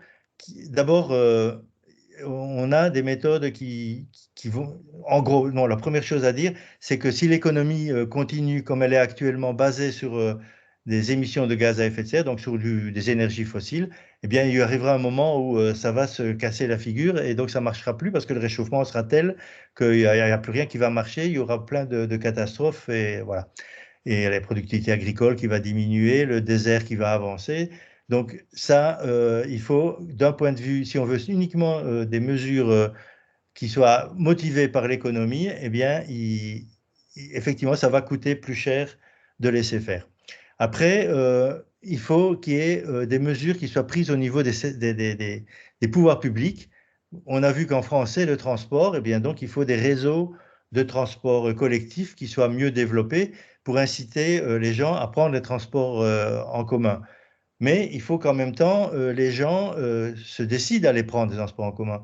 Il y a encore trop de gens qui pensent qu'utiliser sa voiture pour tout et pour rien, c'est plus confortable. Et non, il faut vraiment diminuer l'utilisation de la voiture. Et la voiture électrique peut réduire la pollution dans les villes, ce qui est important, mais elle ne va pas réduire le trafic. Si on continue à utiliser des voitures, qu'elles soient électriques ou pas, eh bien les encombrements dans les villes, ça reste quand même une nuisance pour la qualité de vie. Donc, il faut vraiment utiliser moins sa voiture, ça c'est des choses qu'on peut faire. Et au niveau de l'Internet, puisqu'on en a parlé tout à l'heure, eh bien, il faut aussi mesurer son utilisation. Et donc, en gros, les transports, l'Internet et l'alimentation. Alors, je ne l'ai pas dit tout à l'heure, la question qui a été posée, j'aurais pu aller un petit peu plus loin. Est-ce qu'il faut être végétarien? C'est un peu la question qu'on peut poser. Alors, les agronomes nous disent que l'animal a une place, si on est dans une agriculture paysanne, l'animal est, pour ainsi dire, indispensable dans une ferme. Ce qui pose problème, c'est plutôt l'élevage industriel. Alors ça, il faut vraiment le diminuer de manière draconienne. Et pour ça, il faut continuer à consommer un peu de viande, beaucoup moins, et de meilleure qualité. Voilà le genre de solution qu'on peut adopter au niveau local. On a en Méditerranée un régime alimentaire qui est plutôt qualifié de régime crétois, qui consiste à avoir une alimentation équilibrée à base d'huile, de poisson, un peu de viande, mais pas trop, beaucoup de légumes, de saison. Et bien, je pense que tout ça, ça pourrait servir de règle pour la vie de chacun. Merci. Alors, j'ai une question de Maxime. Alors, je ne sais pas si vous pourrez y répondre. C'est une question sur le projet de la centrale de biomasse à Gardanne et de son bilan environnemental en termes de consommation de bois. Il demande si vous connaissez et ce que vous en pensez. Alors, je connais des études scientifiques qui ont été faites sur le fait qu'une centrale à biomasse de grande dimension comme celle-là a besoin, malgré tout ce qui peut être dit, a besoin de coupes fortes de forêt pour fonctionner. On ne peut pas faire fonctionner une centrale comme ça avec des coupes sélectives dans des forêts. Enfin, utiliser en gros le bois de manière raisonnable, ça ne marche pas. Quand c'est industriel, il faut vraiment des grosses quantités de bois. Et d'ailleurs, la forêt française ne suffit pas puisqu'il est prévu d'aller chercher du bois à grande distance au Canada, par exemple. Donc, d'un point de vue écologique, c'est pas bon. D'un point de vue de la biodiversité en particulier, c'est très mauvais. Et puis, il y a aussi des études au niveau de la qualité de l'air. Il y a beaucoup de particules élémentaires, des particules de matière, les PM, de petites dimensions qui sont émises et qui sont un problème pour les poumons. Donc, ce type de centrale n'est absolument pas une solution. Voilà. Ça, c'est... Maintenant, il faut comparer avec d'autres solutions, d'autres types de centrales qui produisent de l'énergie. Mais ça, tout ce que je peux dire, c'est donner les inconvénients. Maintenant, après la décision, elle dépend des politiques. En tout cas, je pense que c'était un peu le but de la question, d'arriver à cette conclusion. Il y a Lorraine qui vous remercie pour votre présentation et qui vous demande votre avis sur le livre de Bill Gates, j'imagine que c'est Bill Gates, qui illustre une vision très américaine sur le sujet et des efforts à fournir en matière de recherche pour concevoir des procédés et matériaux neutres. Elle demande si on aura besoin des apprentis sorciers pour atteindre les objectifs de l'accord de Paris. Bon, je n'ai pas lu le bouquin, donc je ne sais pas ce qu'il préconise. Je suis assez méfiant sur tout ce qui est trop technologique parce qu'effectivement, on a toujours le risque de jouer les apprentis sorciers. Alors, bon, à mon avis, il faut voir au cas par cas. Hein, donc, je ne peux pas malheureusement vous en dire plus. Oui, effectivement, une solution à l'américaine, ça peut poser quand même des problèmes. Enfin, jusque maintenant, ils nous ont pas vraiment montré le bon chemin, on va dire. On avait eu on a reçu en janvier Véronique Mur, qui est botaniste et spécialiste du patrimoine en fait des jardins méditerranéens, et on avait eu un débat sur faut-il replanter des arbres ou faut-il laisser la nature en friche. Donc il y a eu des réactions tout à l'heure. C'est un peu ça, même la solution naturelle, en fait, à partir du moment où elle implique une intervention humaine, elle est à questionner. Oui, oui, je suis d'accord. C'est pour ça que, par exemple, il me semble que travailler sur les sols agricoles, il y a quand même une superficie de sol agricole qui est assez importante. On peut gagner beaucoup en améliorant ces sols pour séquestrer du carbone. Par contre, en ce qui concerne les forêts, les friches, tout dépend de ce qu'on appelle les friches. La forêt française, elle a augmenté énormément depuis la diminution de l'agriculture, depuis la déprise agricole. Et donc ça, on a laissé venir les arbres. Je pense que c'est plutôt une bonne chose. Par contre, est-ce qu'il faut planter des arbres? Je pense que non. On peut en planter à certains endroits, mais on ne peut certainement pas généraliser ça, puisque il faudrait vraiment avoir énormément d'arbres pour pouvoir séquestrer suffisamment de carbone. Par contre, dans les solutions pour la nature, basées sur la nature, il n'y a pas que des solutions d'atténuation, il y a aussi des solutions d'adaptation. Par exemple, pour lutter contre l'élévation du niveau de la mer, on peut faire des digues tout le long, hein, et puis à un moment donné, les digues, elles vont être dépassées, et puis il faudra encore surélever les digues, etc. Et on peut aussi entretenir les zones humides qui sont tout le long du littoral et qui, elles, permettent de contenir les tempêtes, les submersions marines et qui marchent assez bien. Par exemple, si on regarde ce qui se passe en Hollande, là où il y a des grosses villes comme Rotterdam, Amsterdam, il y a évidemment des digues, mais dans des régions moins peuplées, eh bien, il est interdit de construire à moins de 2 km du littoral. Et donc de laisser les dunes faire leur boulot. Et ce sont les dunes qui amortissent l'élévation du niveau de la mer. Et puis de toute façon, à un moment donné, il faudra bien déménager. Si vraiment on est trop proche du littoral, eh bien, il n'y aura pas d'autre solution que de repeupler l'intérieur du pays. Donc évidemment, tout ça, c'est des solutions à long terme. Justement, il y a Quentin qui se demande, même si évidemment c'est moins de la géologie, mais si on peut commencer à se projeter sur les flux migratoires qui seraient liés au changement climatique. Alors, les flux migratoires, actuellement, on a beaucoup parlé des migrations, mais l'essentiel des migrations climatiques sont en général à l'intérieur d'un pays et vers les pays voisins.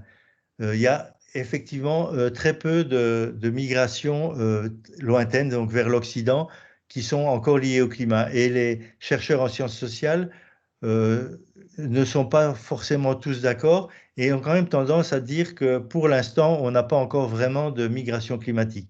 Ce qui ne veut pas dire que dans 10, 20, 30 ans, il ne va pas y en avoir, hein, mais en fait, ça revient toujours au même. Il faut lutter contre le changement climatique, il faut aider les pays à se développer, et tout ça, ça peut permettre de lutter contre des migrations qui n'ont pas encore réellement eu lieu.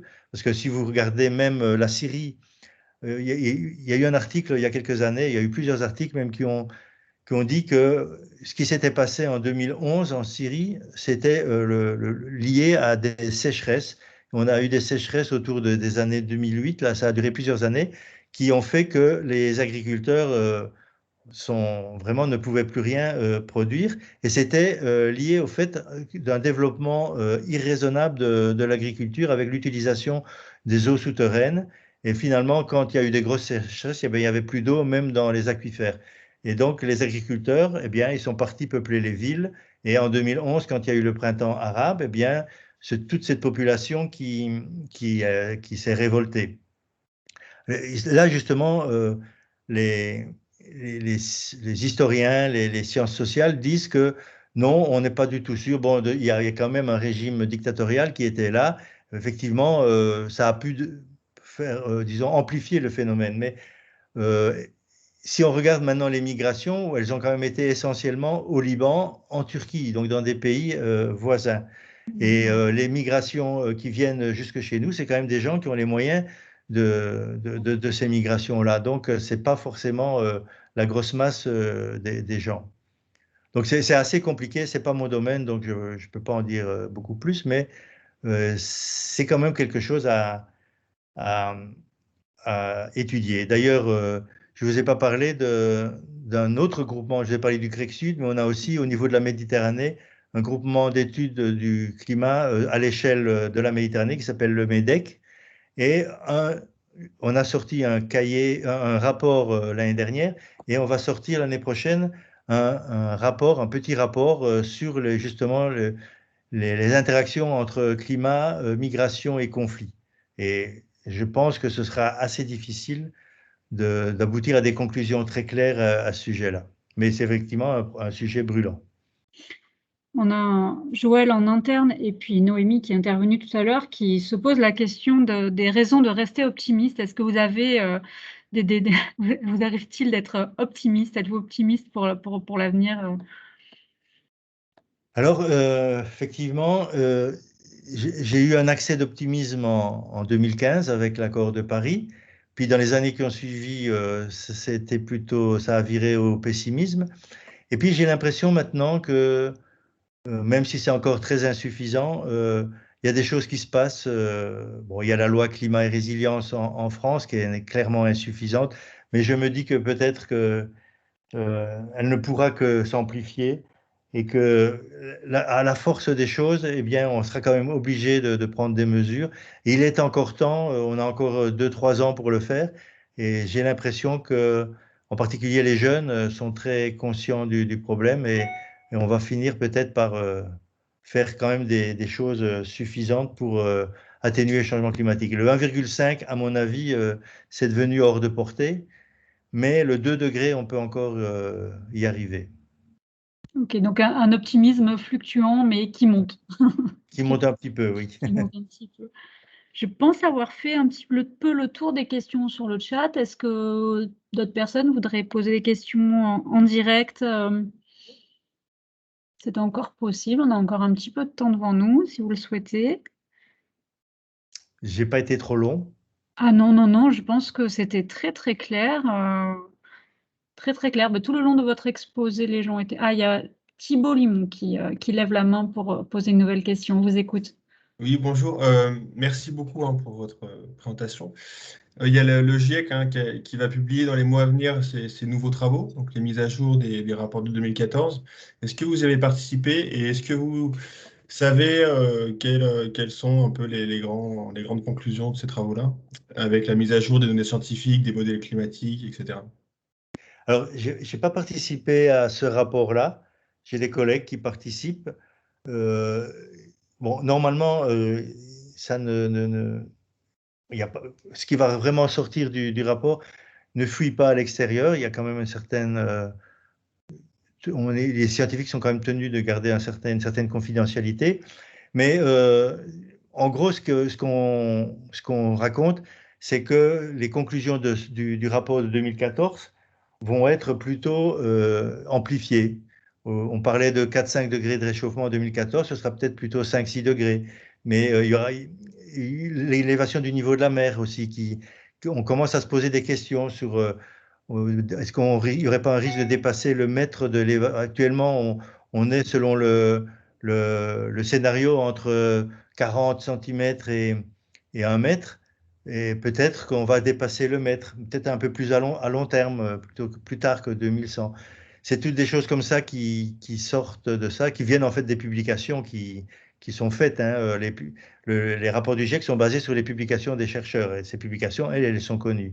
Par contre, moi personnellement, j'ai participé au rapport qu'on a appelé le rapport à 1.5, qui est sorti en 2018 et qui comparait le réchauffement à 1.5 au réchauffement à 2 degrés.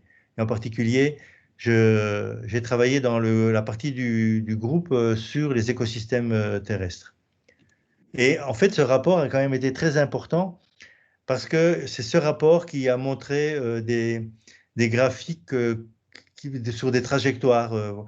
Voilà, par exemple, si on avait agi en 2000, il fallait réduire de 4% par an. Maintenant, on est à 18%. C'est ce rapport qui montre. Et c'est aussi ce rapport qui a montré qu'il y aura beaucoup plus de problèmes avec la biodiversité à 2 degrés que 1,5, avec les glaces de mer aussi, avec la calotte sur le Groenland et l'Antarctique. Voilà, donc c'est un rapport qui a vraiment commencé à frapper. Je pense qu'il y a beaucoup des décideurs ont commencé à se poser vraiment des questions à partir de ce rapport.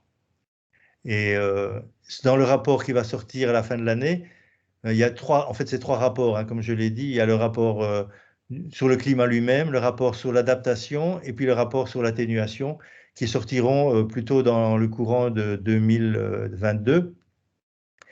Eh bien, ces rapports ont maintenant un chapitre sur la Méditerranée qui n'avait pas avant. Et ça, c'est le rapport de MEDEC dont je parlais il y a quelques minutes, qui ont poussé le GIEC à... C'est des chercheurs de MEDEC qui travaillent aussi dans ce rapport, en particulier Wolfgang Kramer, qui est coordinateur du MEDEC avec moi, qui ont fait qu'on commence à se soucier de manière un petit peu plus focalisée sur la Méditerranée. Voilà.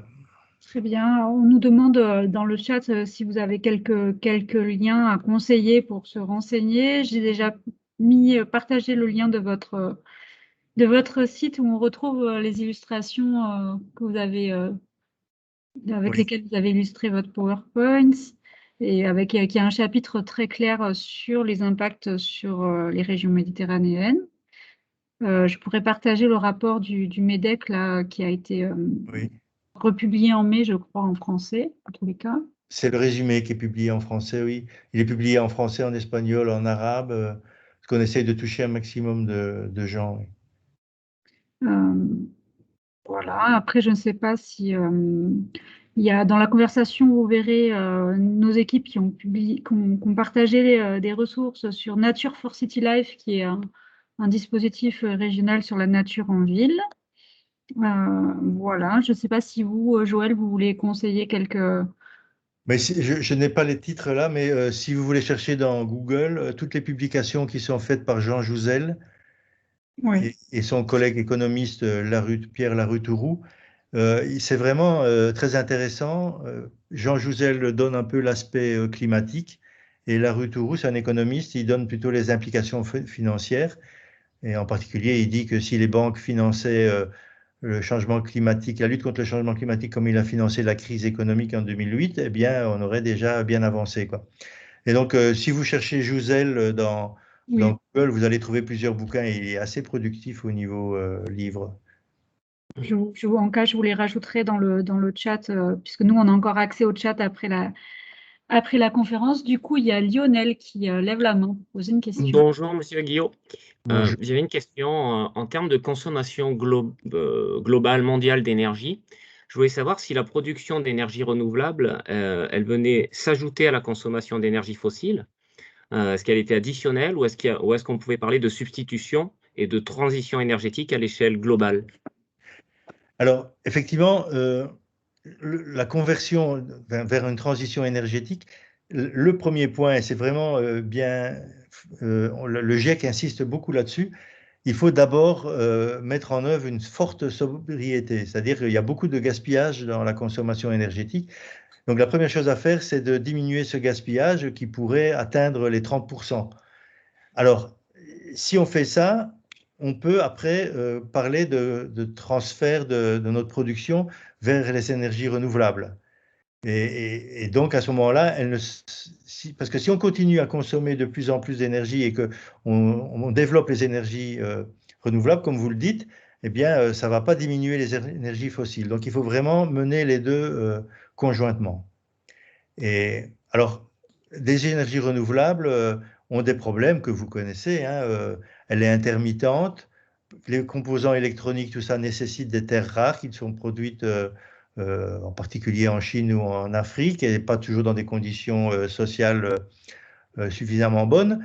Donc, il y a évidemment des problèmes, mais ça reste quand même une solution qui n'est vraiment jouable que si on diminue notre consommation. D'autant plus qu'il y a d'autres pays où le nombre d'habitants augmente et qui, eux, vont devoir l'augmenter uniquement parce qu'il y a plus de monde. Donc, il faut vraiment que chacun fasse ce qu'il peut à son niveau, quoi. Ok, alors on a une question de Maxime, ça part un peu. Il y a beaucoup de choses qui partent un peu, c'est un peu difficile à organiser comme pour vous poser des questions, mais donc il parle de la fonte du permafrost et des émissions de méthane. Là, du coup, on est bien dans votre domaine, avec éventuellement des virus et des bactéries qui seraient libérés. Il se pose la question de la comptabilité de ces effets dans les modèles de projection du réchauffement climatique. Alors, effectivement, j'ai failli en parler, puis comme je trouvais que j'étais déjà un peu trop long, j'en ai pas parlé. Donc, ça me donne l'occasion d'en parler. Euh, le pergélisol, permafrost en anglais, effectivement, a commencé à fondre. Et en fondant, il libère du CO2 et du méthane. Et on calcule que si tout ce pergélisol fondait, ça nous ferait 100 gigatonnes de plus dans la comptabilité. Actuellement, la végétation, par exemple, elle stocke à peu près 600 gigatonnes. Donc 100 gigatonnes, ce n'est pas du tout négligeable. Et donc, ça voudrait dire que la concentration de gaz à effet de serre va être amplifiée. À ça, il y a les hydrates, donc c'est du méthane qui est piégé dans les fonds océaniques, en particulier sur les marges continentales des océans. Et là aussi, avec le réchauffement de l'eau de la mer, eh bien, ce méthane a tendance à fuiter, si vous voulez, vers l'atmosphère. Et c'est pris en compte de manière un petit peu simpliste actuellement, mais c'est de mieux en mieux pris dans les modèles climatiques. Et maintenant, il y a des exercices de simulation, c'est comme ça qu'on appelle la chose. On essaye de voir ce qui se passerait si on fait fondre le pergélisol et quel va être l'effet sur le réchauffement. Et donc, c'est absolument pas, c'est vraiment ce qu'on appelle en anglais, c'est un feedback. En français, c'est une rétroaction qui peut être même explosive parce que c'est plusieurs degrés de température qui peuvent être la conséquence de ça, quoi. Donc, mais par contre, l'effet sera vraiment important à la fin du siècle. Avant ça, on peut encore espérer réagir contre ça. Au tout début du chat, il y avait Pierre qui avait posé des questions et il y en avait une qu'il n'a pas repris finalement quand il a pris la parole. C'était sur les différentes aires, je crois, et il demande s'il n'y a pas une ère glaciaire qui est attendue. Oui, dans longtemps. Dans le temps, c'est pas tout de suite. La dernière ère glaciaire s'est terminée il y a à peu près 12 000 ans. La prochaine, on devrait déjà être dans un refroidissement actuellement.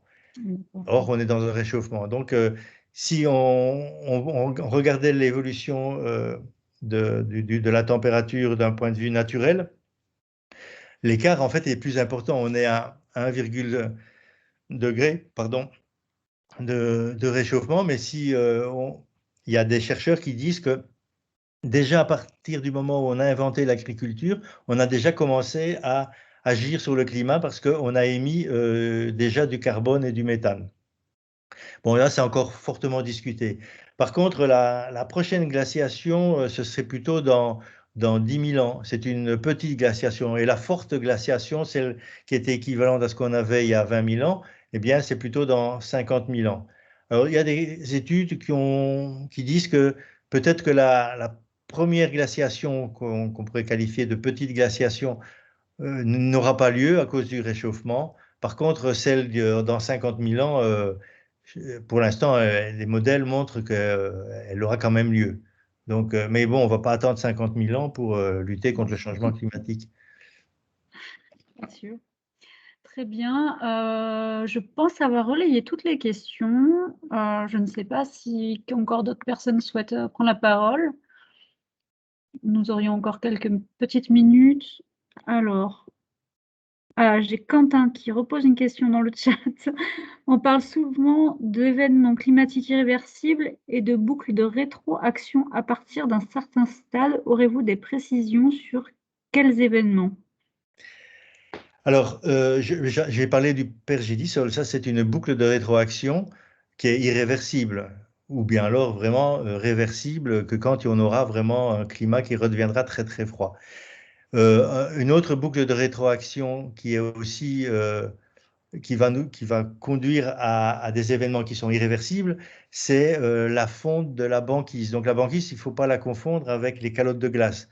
La glace de mer se reforme tous les ans et elle est plutôt, on observe qu'elle est disons en été, eh bien, on a des surfaces de l'océan où la glace fond beaucoup plus qu'avant. Et chaque année, c'est presque une augmentation. Ça, c'est réversible. Par contre, la glace qu'il y a sur le Groenland et l'Antarctique, c'est irréversible parce que la glace, elle met beaucoup moins de temps à fondre qu'à se reformer. Donc, ça fait partie des choses. Alors, un autre phénomène qui est irréversible, c'est la biodiversité. Si vous tuez des milliers et des milliers d'espèces à cause du changement climatique ou à cause d'autres raisons, hein, par exemple l'utilisation des terres, la bétonisation, etc., eh bien, ces espèces, elles ne reviendront pas. C'est aussi des phénomènes qui sont irréversibles. Voilà, on peut comme ça, la hausse du niveau de la mer, c'est quelque chose qui est assez irréversible également. Il faudra attendre très très longtemps avant de voir la mer se retirer, et il faudrait effectivement pour ça que les glaces se reforment. Donc c'est pour ainsi dire irréversible. Et du coup, on a une question sur les réserves en eau potable, voilà, et peut-être la pression qu'il y aurait sur cette réserve d'eau potable. Oui, je ne sais pas du tout si c'est irréversible, mais on a déjà dans les Alpes de gros problèmes pour l'eau potable. Marseille dépend des Alpes pour son eau potable, et cette eau, elle a tendance à diminuer dans les nappes phréatiques parce que simplement, elle dépend de la neige. Et la neige a tendance à diminuer. On a calculé que on a à peu près 10% de neige en moins qu'il y a quelques dizaines d'années. Donc, effectivement, dans les Alpes, il pourrait y avoir dans quelques dizaines d'années des vrais problèmes d'eau. Et évidemment, ça rejaillirait sur Marseille puisqu'on dépend d'eux, quoi. Donc, effectivement, ça pose des problèmes. Et alors, évidemment, beaucoup plus que de notre côté, de la Méditerranée, c'est plutôt du côté du sud de la Méditerranée que les problèmes sont vraiment dramatiques. Déjà, actuellement, on calcule que 18 millions pardon, de gens sont vraiment en manque d'eau, vraiment. Donc il y a des seuils, hein. C'est moins de 1000 mètres cubes par an et par habitant qui est disponible. Et ça, évidemment, ça va s'amplifier. C'est surtout dans le sud de la Méditerranée et dans l'est de la Méditerranée que c'est le plus dramatique. Très bien. Alors, je ne sais pas. Il y avait une question de Khalid qui se pose pas mal de questions sur faut-il entrer en décroissance, et qui maintenant, enfin, je pense que vous lui avez partiellement, enfin, ou peut-être entièrement répondu tout à l'heure, je ne sais pas. Il pose maintenant la question de l'augmentation ou pas du parc nucléaire pour lutter contre le réchauffement climatique. Alors, je ne sais pas trop comment je pourrais reformuler. Je ne sais pas Oui. si avec ces éléments, vous pouvez répondre. Pour le parc nucléaire, évidemment, le nucléaire n'émet que très peu de CO2. Et par contre, il y a d'autres risques, hein. L'accident nucléaire, bon, il est peu probable d'après les experts. Et puis, il y a les déchets nucléaires. Bon, ça, je ne suis pas du tout spécialiste. Personnellement, je pense que actuellement en France, on dépend beaucoup du nucléaire pour produire notre électricité. Et je pense qu'il faut continuer à utiliser cette énergie nucléaire pendant un certain temps. Tant qu'on n'a pas une solution suffisamment bien développée qui permette de remplacer le nucléaire par autre chose de moins risqué, si vous voulez, eh bien, je pense qu'il ne faut pas faire comme les Allemands qui, eux, ont démantelé un peu trop vite leur centrale nucléaire. Mais ça, c'est mon avis personnel. Et ce n'est pas du tout un avis de scientifique parce que je ne suis pas spécialiste du nucléaire. Mais en tout cas, pour le climat, je pense que il faut aller vers une limitation du nucléaire, mais pas une suppression parce qu'on a encore besoin de ça avant d'avoir trouvé de meilleures solutions. Voilà. Il y a Sandrine qui réagissait en disant que l'installation de ces équipements nucléaires pouvait aussi avoir un impact sur la flore et la faune, et que la biodiversité voilà, pouvait être impactée également. Donc c'est un équilibre à trouver. En attendant, j'entends. Les éoliennes aussi oui. peuvent avoir des impacts sur la biodiversité. C'est bien pour ça que c'est très difficile d'installer des éoliennes actuellement. Donc effectivement, il n'y a aucune solution miracle. Mais après, en fait, au niveau énergétique, il faut ce qu'on appelle un mix énergétique. Il faut pas dépendre exclusivement d'une seule source d'énergie. Et peut-être essayer d'avoir des trajectoires plus sobres sur la consommation, Voilà. peut-être. Très bien. Voilà, je ne sais pas. Y a-t-il d'autres questions? N'hésitez pas, vous pouvez la poser directement. Je pense qu'on a quand même encore beaucoup de monde. Il y a encore 150 personnes connectées, donc beaucoup de monde qui nous écoute encore. Oui. Merci à tous d'être là. Je pense que c'était vraiment très, très clair, très pédagogique et en même temps précis. Donc vraiment, pour moi, c'était très intéressant. Je vois que pas de main se lève. Alors, j'ai une question de Pauline. Pauline, vous voulez pas la poser directement? Alors, du coup, je vais lire la question de Pauline. Nous avons observé cet hiver un phénomène neige orange venant du sable du Sahara. Cela a augmenté la fonte des neiges. Cet épisode risque-t-il de se renouveler? Oui, c'est une très bonne question. En fait, ça dépend des vents, hein. C'est donc, on a ça quand les vents soufflent du sud. Et justement, dans les projections des modèles climatiques, on simule en fait des augmentations de fréquence de ces vents du sud. Donc effectivement, on risque d'en avoir de plus en plus souvent. Et donc ça, c'est encore un exemple de rétroaction positive. Pas positive dans le sens où c'est bénéfique, hein, positive dans le sens de la température. Donc ça accentue la fonte des neiges. Et donc ça finit à la longue par augmenter ce qu'on appelle l'albédo. euh, Diminuer pardon, l'albédo, c'est-à-dire absorber plus de rayonnement solaire et finalement réchauffer le climat. Ok. Voilà. Bon, je pense qu'on va pouvoir clore cette conférence. Merci beaucoup. Je pourrais partager donc le PowerPoint dans la conversation. Je vous rajouterai quelques liens, notamment des travaux qu'on a évoqués. Il y a dans le site Connaissance du territoire, nous avions interviewé Monsieur Guillot l'année dernière. On avait fait une petite interview avec les étudiants de l'école de journalisme.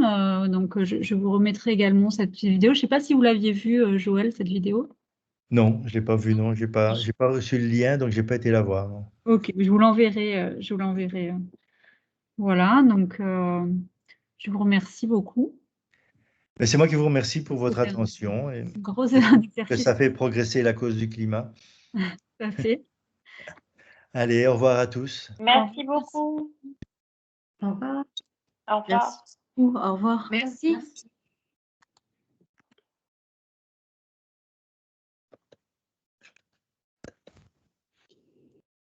Merci.